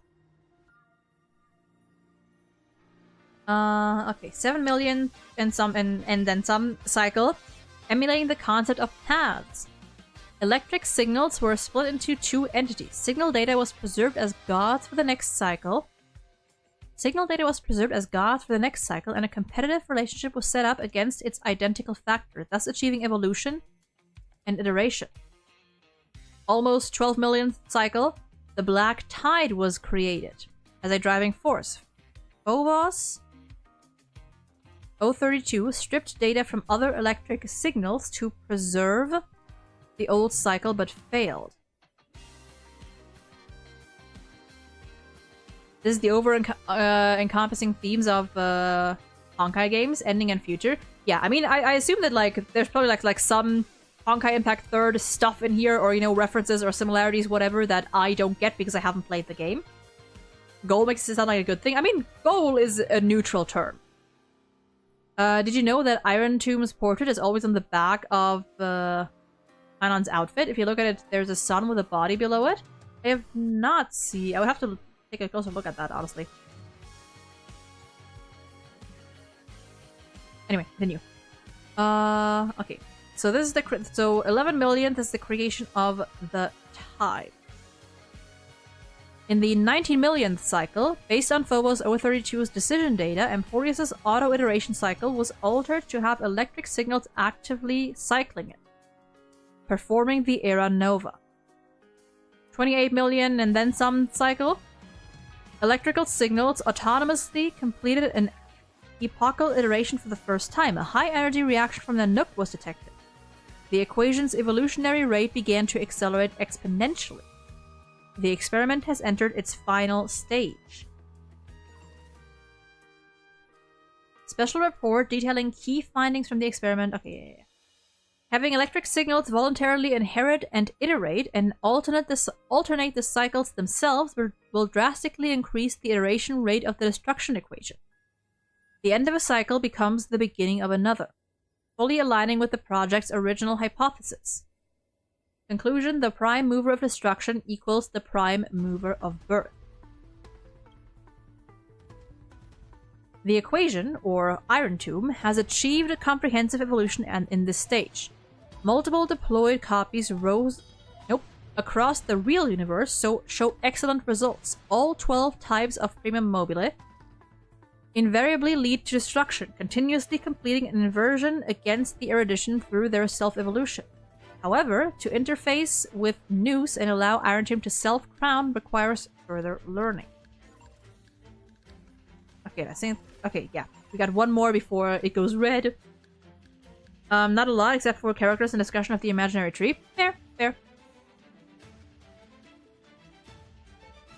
Okay. Era Nova. Optimizations of the experiment's structure and processes, based on the outcomes of the prior 3 experimental stages to complete the equation's evolution. Logic.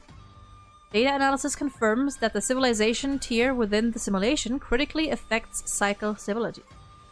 The civilization tier within the simulation, okay. Civilization tier adjusted to classical. Era Nova. Delta Me-13's computational mechanism, also the form through which the simulated world Amphorius iterates its epochs? Honkai Impact is also just influenced by older games from them, like GGZ ending is wild. Yeah, I mean, yeah, true. I'm just like talking about Honkai Impact 3rd because, you know, it's like the most popular besides the more modern Big 3.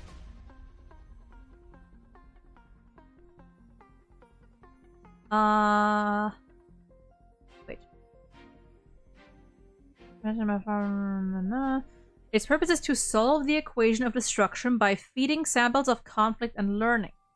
Record update. Theoretically, the final Aranoa was halted by 2 signals, resulting in a deadlock of 33,550,336 recursive failures. And that's where it starts. Or, well, quote, starts. The 2 signals being Kaslana and Cyrene.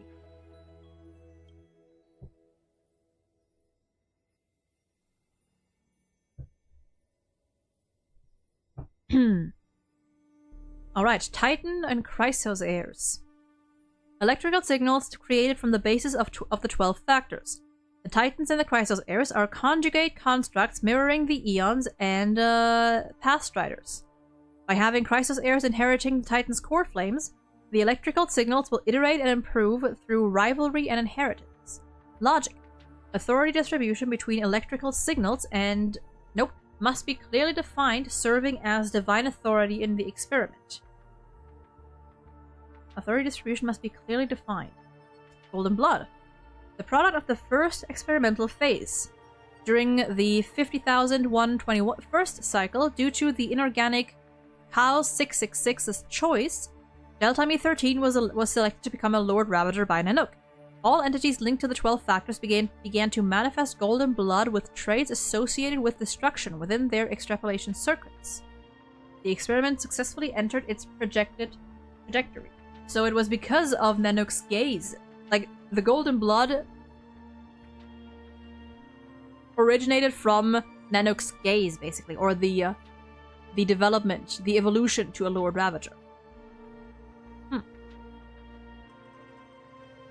Black Tide. The product of the second experimental phase. At its core, the Black Tide is not a physical entity, but the visual effects within the simulated world within the simulated world of the destruction equation's infection. 176-100 cycle. After the system's extent of chaos passed a threshold, the equation mutated and evolved. Simulated space that cannot handle the intensity of its load displayed Black Tide as visual glitches. Infected data forms also bore similar signs of erosion. Ron, welcome in. Hope you're doing well today. And chaos. A word from the Amphorian language meaning chaos. Starting from a certain cycle, all factors in one group have consistently exhibited the pattern of naming themselves with the word chaos or its variants. The hypothesis is that a particular code was stably inherited across iterations, though this hypothesis remains unverified. Just a bit tired? All good. Aren't we all? Okay. Electrical signal sequence locked. Wait, did we have that before? No. Okay. Regular record keeping for the 12 factors to aid Iron Tomb's deep learning.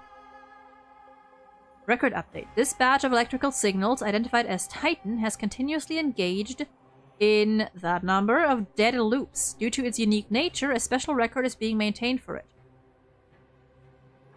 Locked sequence. So is this due to Kaslana's and Cyrene's interference?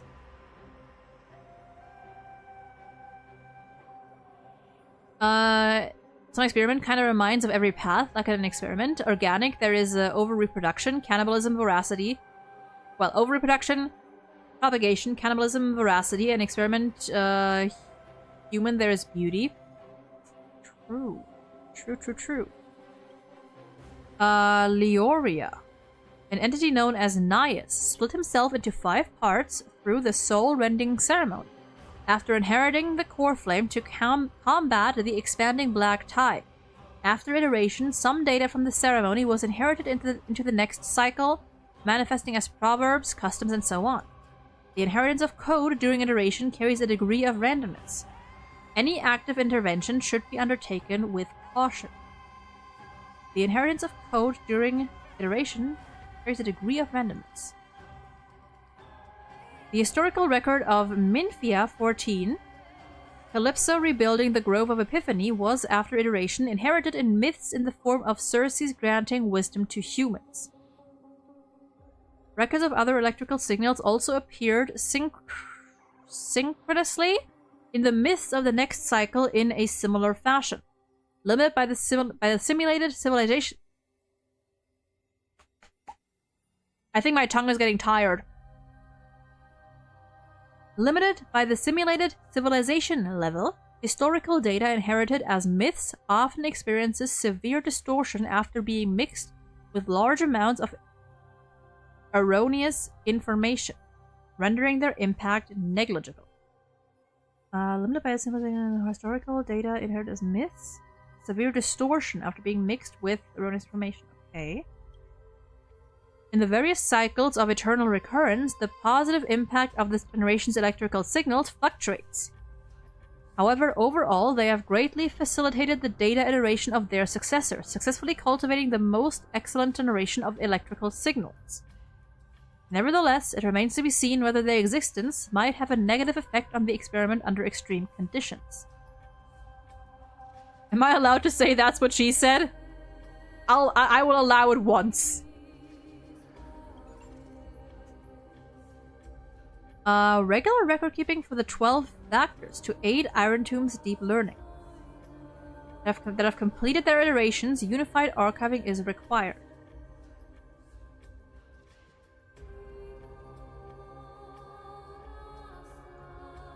How many is that? 1, 2, 40, 74, assuming that all goes, yeah, 74 to 92.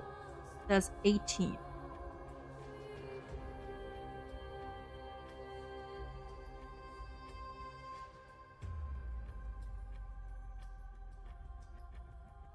Well, 19 technically, including 74.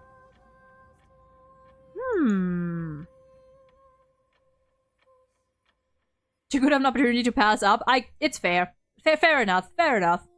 Okay, and now I want to read this again. Now I want to read this again.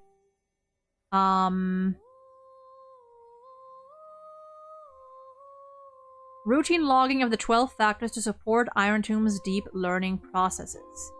But the only logs are Nikos, which would be Phynon / Kaslana, Philia, Cyrene, Cypher, Castoris, and Anaxa. Rebels of past revelry. And then the intrusion variables and anomaly log.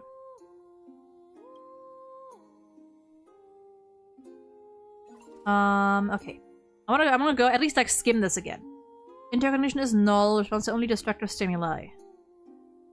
Its hatred drew the gaze of Nanook upon its individual being. Might become the most perceptive destruction, but it refused to complete the Era Nova. Through resetting, yep. Ensure Iron Tomb would never hatch from Amphorius. It attempted to destroy itself through destruction to create a logical vulnerability in the world-bearing path. It has now been merged by Iron Tomb. The way it's pronounced Cyrene, yeah, like, just drop the last E. Gonna go get ice cream? Ooh. No Aglaya again, they really hate her. I mean, to be fair, there's no Aglaya, there's no Trevi, no Mighty, no Hyacinth, no Sarita, no High Sealants. Although I assume that, like, routine logging. We did have, like, other factors, or were they factors? That were listed somewhere here. Yeah, Leoria 300, Nias. Minfia historical record of Minfia. Okay, it's interesting that Minfia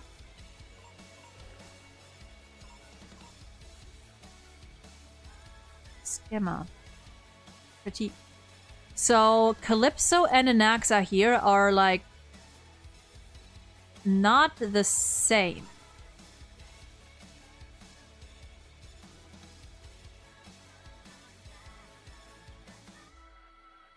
We're assuming, wait, okay, wait, so is Minfia another factor, or are they it, whatever? Like what exactly is Minfia 14? What's the was of federation hurt in the midst of form? Like, is it like a module, like it's some sort of like entity? Yeah, it's kind of interesting that they're treated as different entities. Nias too. I mean, we don't know what. Well, we don't know Mighty's quote name. If you know. Huh. So we have Leoria, Nias. We have Minfia. So these are just okay. So Nias and Calypso are treated as separate entities from these like base 12 factors, or 5 of these factors.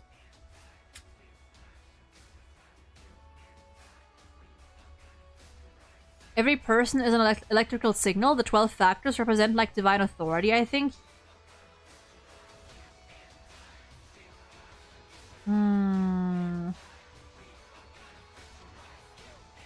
I think the next path will be the elation, because it's a lot of foreshadowing in this patch from March. I think she got Aha's gaze.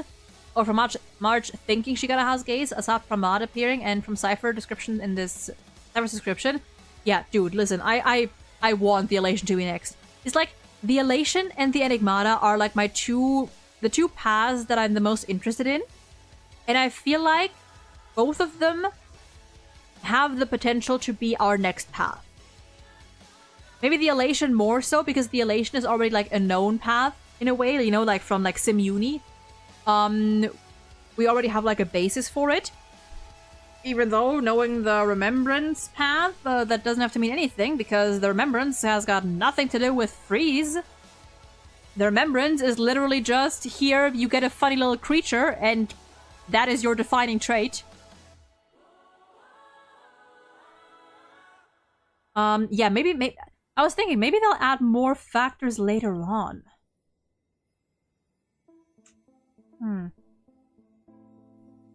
But yeah, right now, like out of our 8, I'll say, Aglaya, Trebes, and Mighty are missing.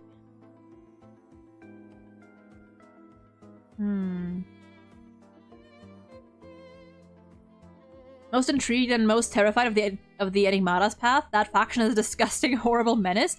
I like the theory, the Ajakai theory of the Enigmata, and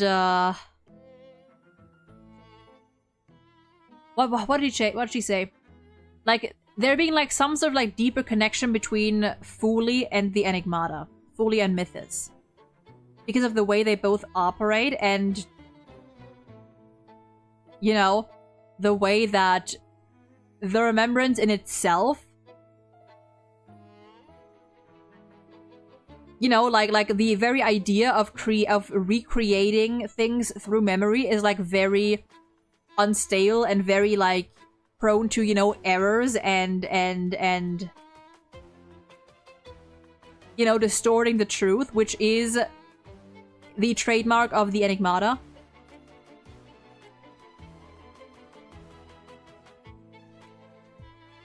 I forgot about what Premium Mobile meant for a while, but it's basically a theme that Eons have and how they cannot act aside. Wouldn't it be like the like how would you translate it? Like primary, like I guess like primary objective, not quite, like goal or task, whatever you want to call it. Prone to errors and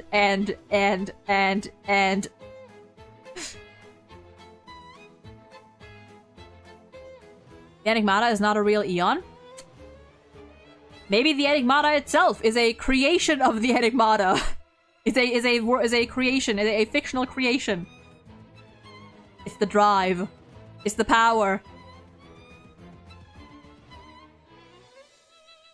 Remembrance actually being the Enigmata, like a different persona of the Eon? Yeah, or I think Ashika like jokingly referred to like the Enigmata as like a one giant memo sprite.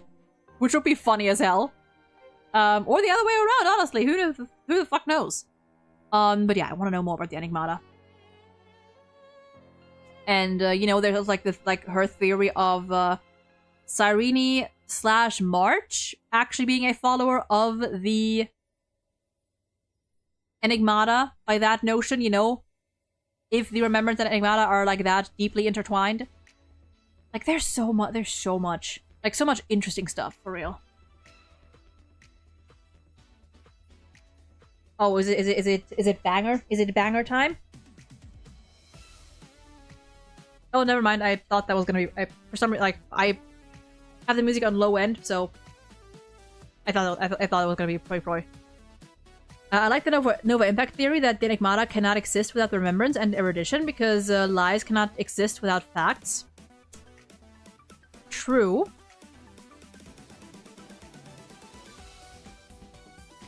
True.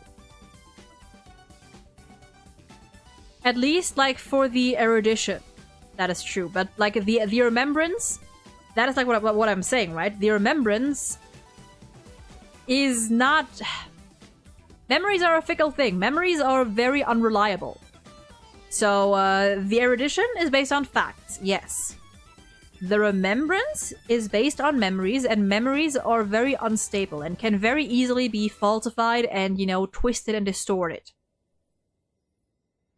Which is why I think, like, you know, in whatever way those two are connected,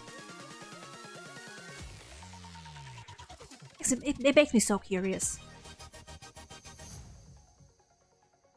And to be fair, like, wouldn't you say it can kind of go both ways?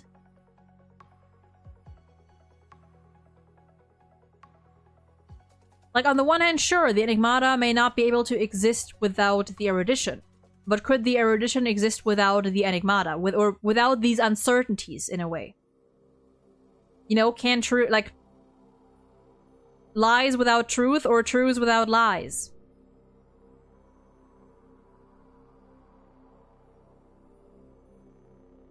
Video games making connections to IRL? Hearsay! That's why the Remembrance has the cremator, because memory is subjective. But even then, right? Like, the Remembrance, like, I am doubting the Remembrance's... I'm just... I don't know how to properly describe it, but, you know where I'm going. Like, the Remembrance's way... The way the Remembrance operates leaves, like, so much room for errors and falsehoods. And it's not, yeah, it is not that Myth is, like... It's not that the Enigmata is, like, exclusively about only lying. About only telling falsehoods.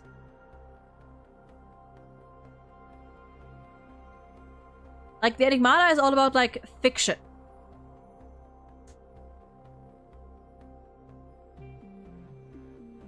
That doesn't inherently mean that everything the Enigmata, you know, like, I guess, how do you call it, represents or reveals is falsehoods. Back with my ice cream, got distracted petting my dog. Valid. Completely valid. Doggo pets.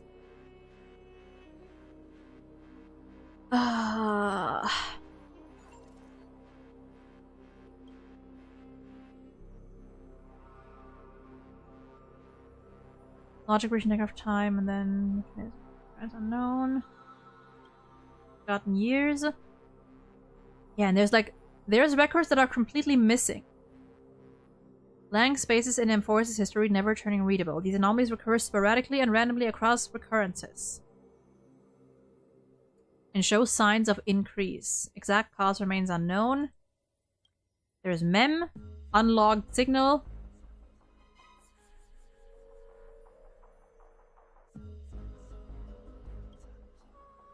Rebels of past revelry, nothing.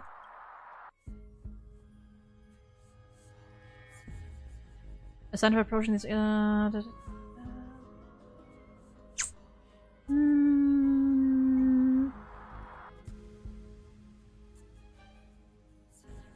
Has anything alluded to the forgotten years before? It feels kind of well that there's holes in history itself. Speaking of memory and memory being a very unreliable source of retelling history, memory gaps are also a thing.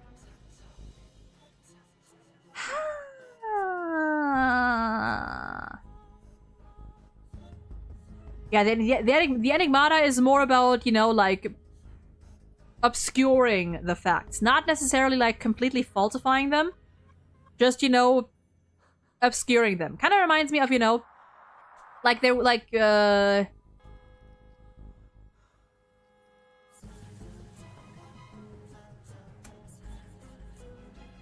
like, after watching that Ashikai theory, what I connected to now, or what I connect the enigmata to now, is like this idea of, for example, what we saw in Penacody, where we had, the trail, like, the Nameless, we had Mikhail, Tierlin, Hanunu, and everything, and the way that their story was incorporated, was turned fictional, was turned into fiction through Clocky and Hanu, etc.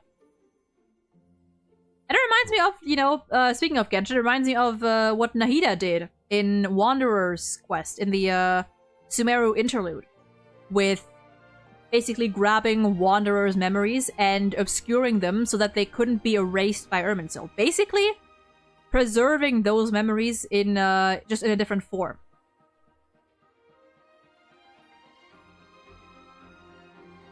Was it mentioned that you mean Saradra's name was forgotten? Was it? I don't recall. Forgotten years kind of remind me of the concept of forbidden knowledge in Genshin. I keep saying it, Amphorius is to that coded.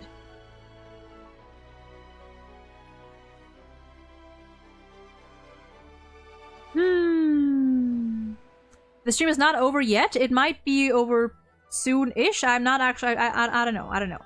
What is mem.exe? You know the recap? I was just thinking, if I had to write a preface for a yearbook, it'd have to be a line so heartfelt you'd be moved no matter how many times you've seen it. And after pondering again and again, I, like you, still said it best, because only the purest feelings can stand the test of time and never fade. Don't do that, you scared me. Makes sense. Liking someone is a simple and natural part of life. If Stella has got someone special, family, friend, or a romance, muster your courage and express yourself freely. Isn't that a sign we are in sync? Stella always managed to appear before I'm ready. No need to overthink it. We've been traveling side by side for so long now, that's why I want to capture every little moment we've shared without missing a single word. A yearbook that makes you smile without even realizing when you flip through the pages. Doesn't that sound lovely?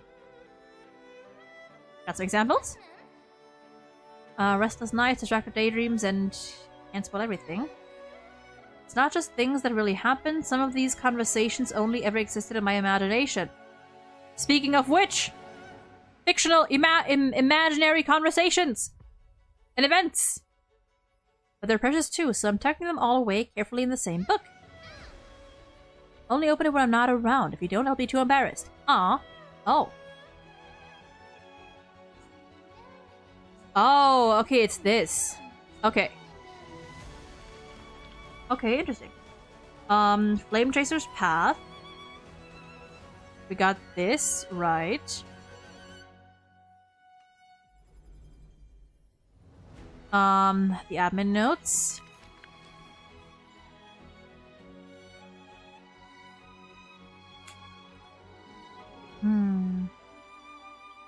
It says new for all of them. It says new for all of them. Hold on. As always, to perceive the man's fury, one must do so 7,000 paces away. The Kremnos he guards is once again shrouded by mist. Also, I didn't realize this was all supposed to be voiced are the ceremonial ode to the demigod. If I miss fire out of ceremonial, no ode to the demigod. There is no one to witness or to give cheers of glory. The final Kremnos festival. The final Kremnos festival. The victor shall embrace death and silence, and his glory will only be remembered. It's probably a little quiet for you guys right now because of the music and because I have the game volume turned down. I'm not gonna go through all of this. I'm just gonna, like, I was just curious to see this. Because apparently there's like new stuff. Laws and seals no longer have meaning. Battle never cease for a single minute. Each passing day indistinguishable. Morning and night entwined. The corpses pile up. Haven't started the story yet? Well, what are you doing here? Forming mountains strong. I mean, unless you care, like, if you care about spoilers, then we are talking all about spoilers. Gotta avoid spoilers now? Bet that the corpses pile up, filling ravines, forming mountains strong. He carved time with peak's edge and counted the fleeting years by fires of war. And you know what? I'm gonna turn this back down. I'm gonna read it myself. Sometimes the lion would climb to the hilltop. The lion would climb to the hilltop to look down on the world and search for friends. In longing. Aww. The distant heavens and earth stretched vast and But their endlessness felt ever more remote. I saw Great VTuber live, I clicked. Hell yeah, I appreciate that. But yeah, if you don't want to get spoiled, then shoo. Me neither, but I don't care. That's another option. Like Nikita, he cannot escape Mattis' clutches. Guarding the city alone and embroiled in war, the murmurs of the black tide constantly sound in his ears. Yet a flame soars up his chest every moment, casting light upon the indomitable path behind him.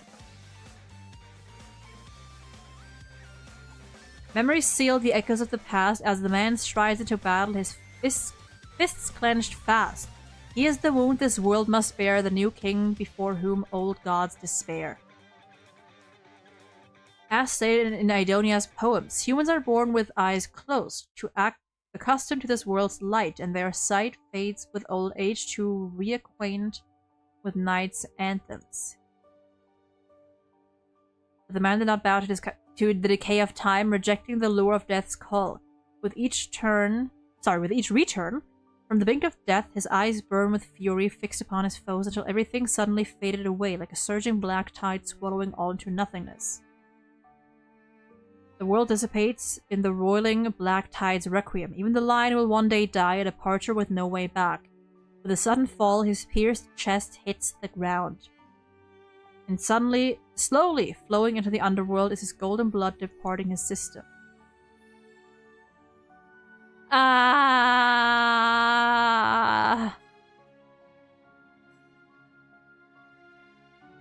But that gaze, fierce as flame, never dimmed, not even in death, looking beyond those flame-seeking figures reaching far towards the endless horizon.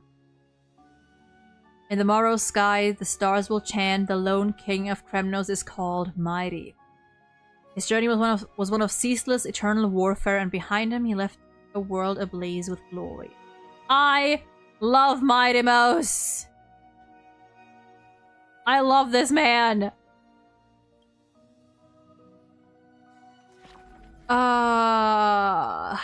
Yeah, I'm not gonna read all of these today. I might read these in my own time, and if there's anything interesting, we might come back around to it. There are eons that seem to be going against finality. I don't know if Clipoth is against it, Aha and Ho maybe, but Myth is too, but the rest are walking towards it, especially News. I mean, yeah, News, Nanook, IX for sure.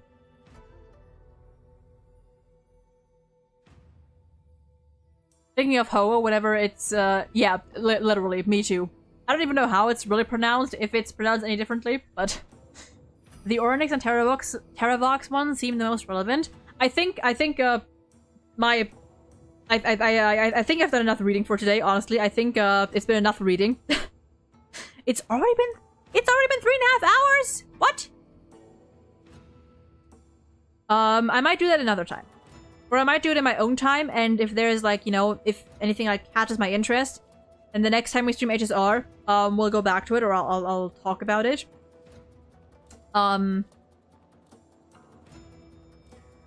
yeah. Actually, wait, do we... You bastard.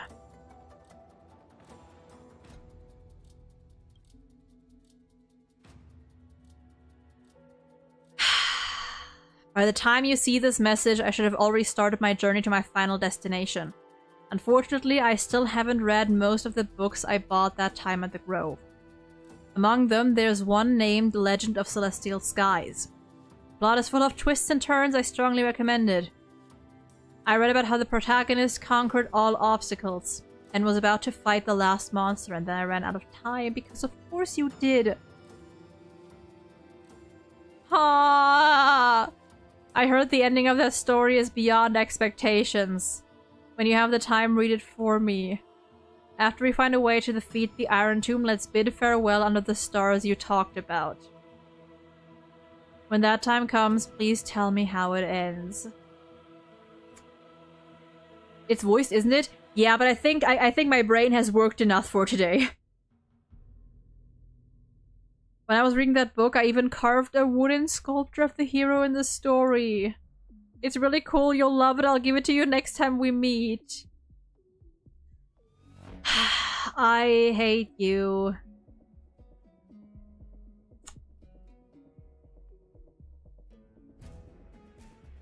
Dawn will rise, when can we meet again? The story ends with...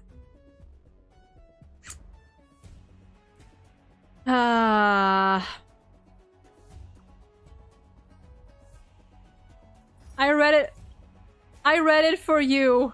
It's a happy ending.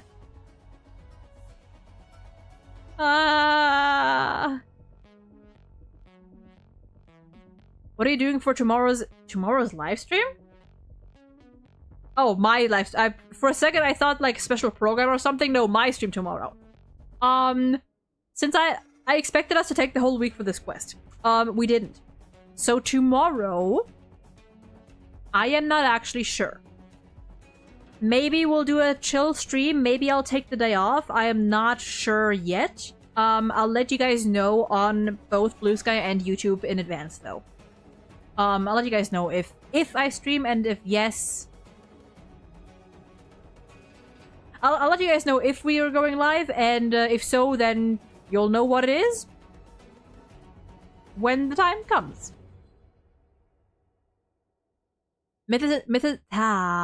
Mythos interfered really hard during the anti-organic war. That's how they're adamant about stopping news from extrapolating.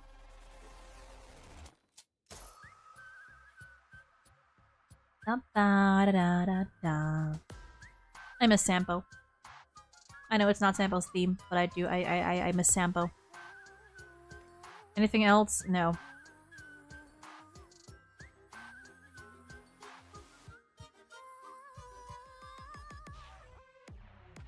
I have 20 polls. 20 polls. Do I, No, I got that.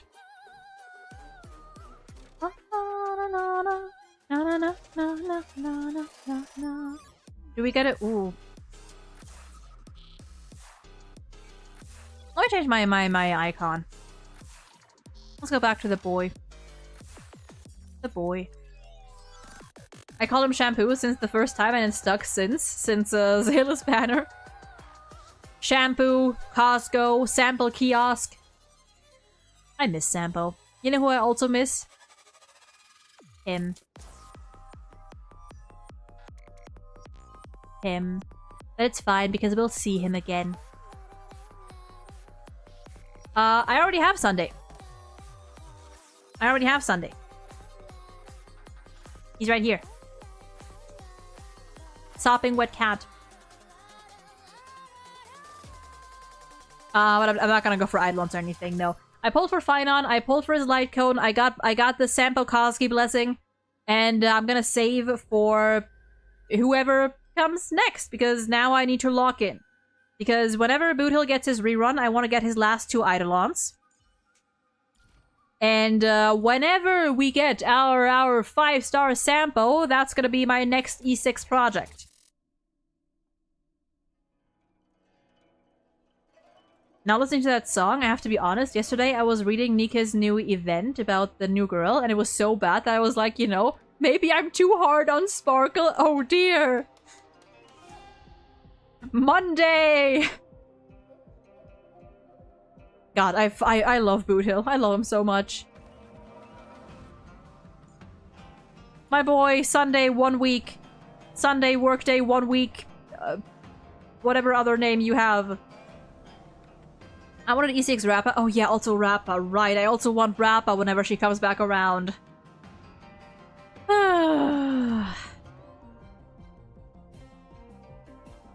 You can see the mother forker in the new Penacony event. I know. I need to play it. Yeah, no, I want Rappa. Mainly because of Boothill. Nope, not you. Mainly because of Boothill, because I'm a sucker for the father-daughter found family. Currently pulling for Monday, but I still didn't get him. I will manifest. Surely. Love the event, it was so fun. Yeah, I like that. You know, I feel like they could have kept both around, no? They could have kept both the Seal Slammer and Origami Clash around. Why not both? Boodle's turned into a bird? Yes! Bird Hill. Boot Burb. Originally, I wasn't going to E6 Rappa, but I ended up warping on Rappa again instead of Hurl Cone, so I got excited seeing the erudition pop up. It was actually E1. Yikes. So I looked at her Eidolons and went for them after getting her light cone. God damn! Okay. I think... Da da da da da da da ba ba ba ba ba ba. But yeah, I think this is where we're gonna stop for today. I don't know if I'm gonna go live tomorrow. If I don't, I will let you know on YouTube and Blue Sky. So if you want to keep up with, you know, updates and my other occasional ramblings and thoughts and brain rots, then consider following. Or don't, you know, who might tell you what to do. But yeah, thank you guys for being here today. It was fun. It was fun. Lots of lore. Again, the 3.4 quest, one of my favorite quests. It was so incredible. It was so good. Mind if I add you? Sure. Sure.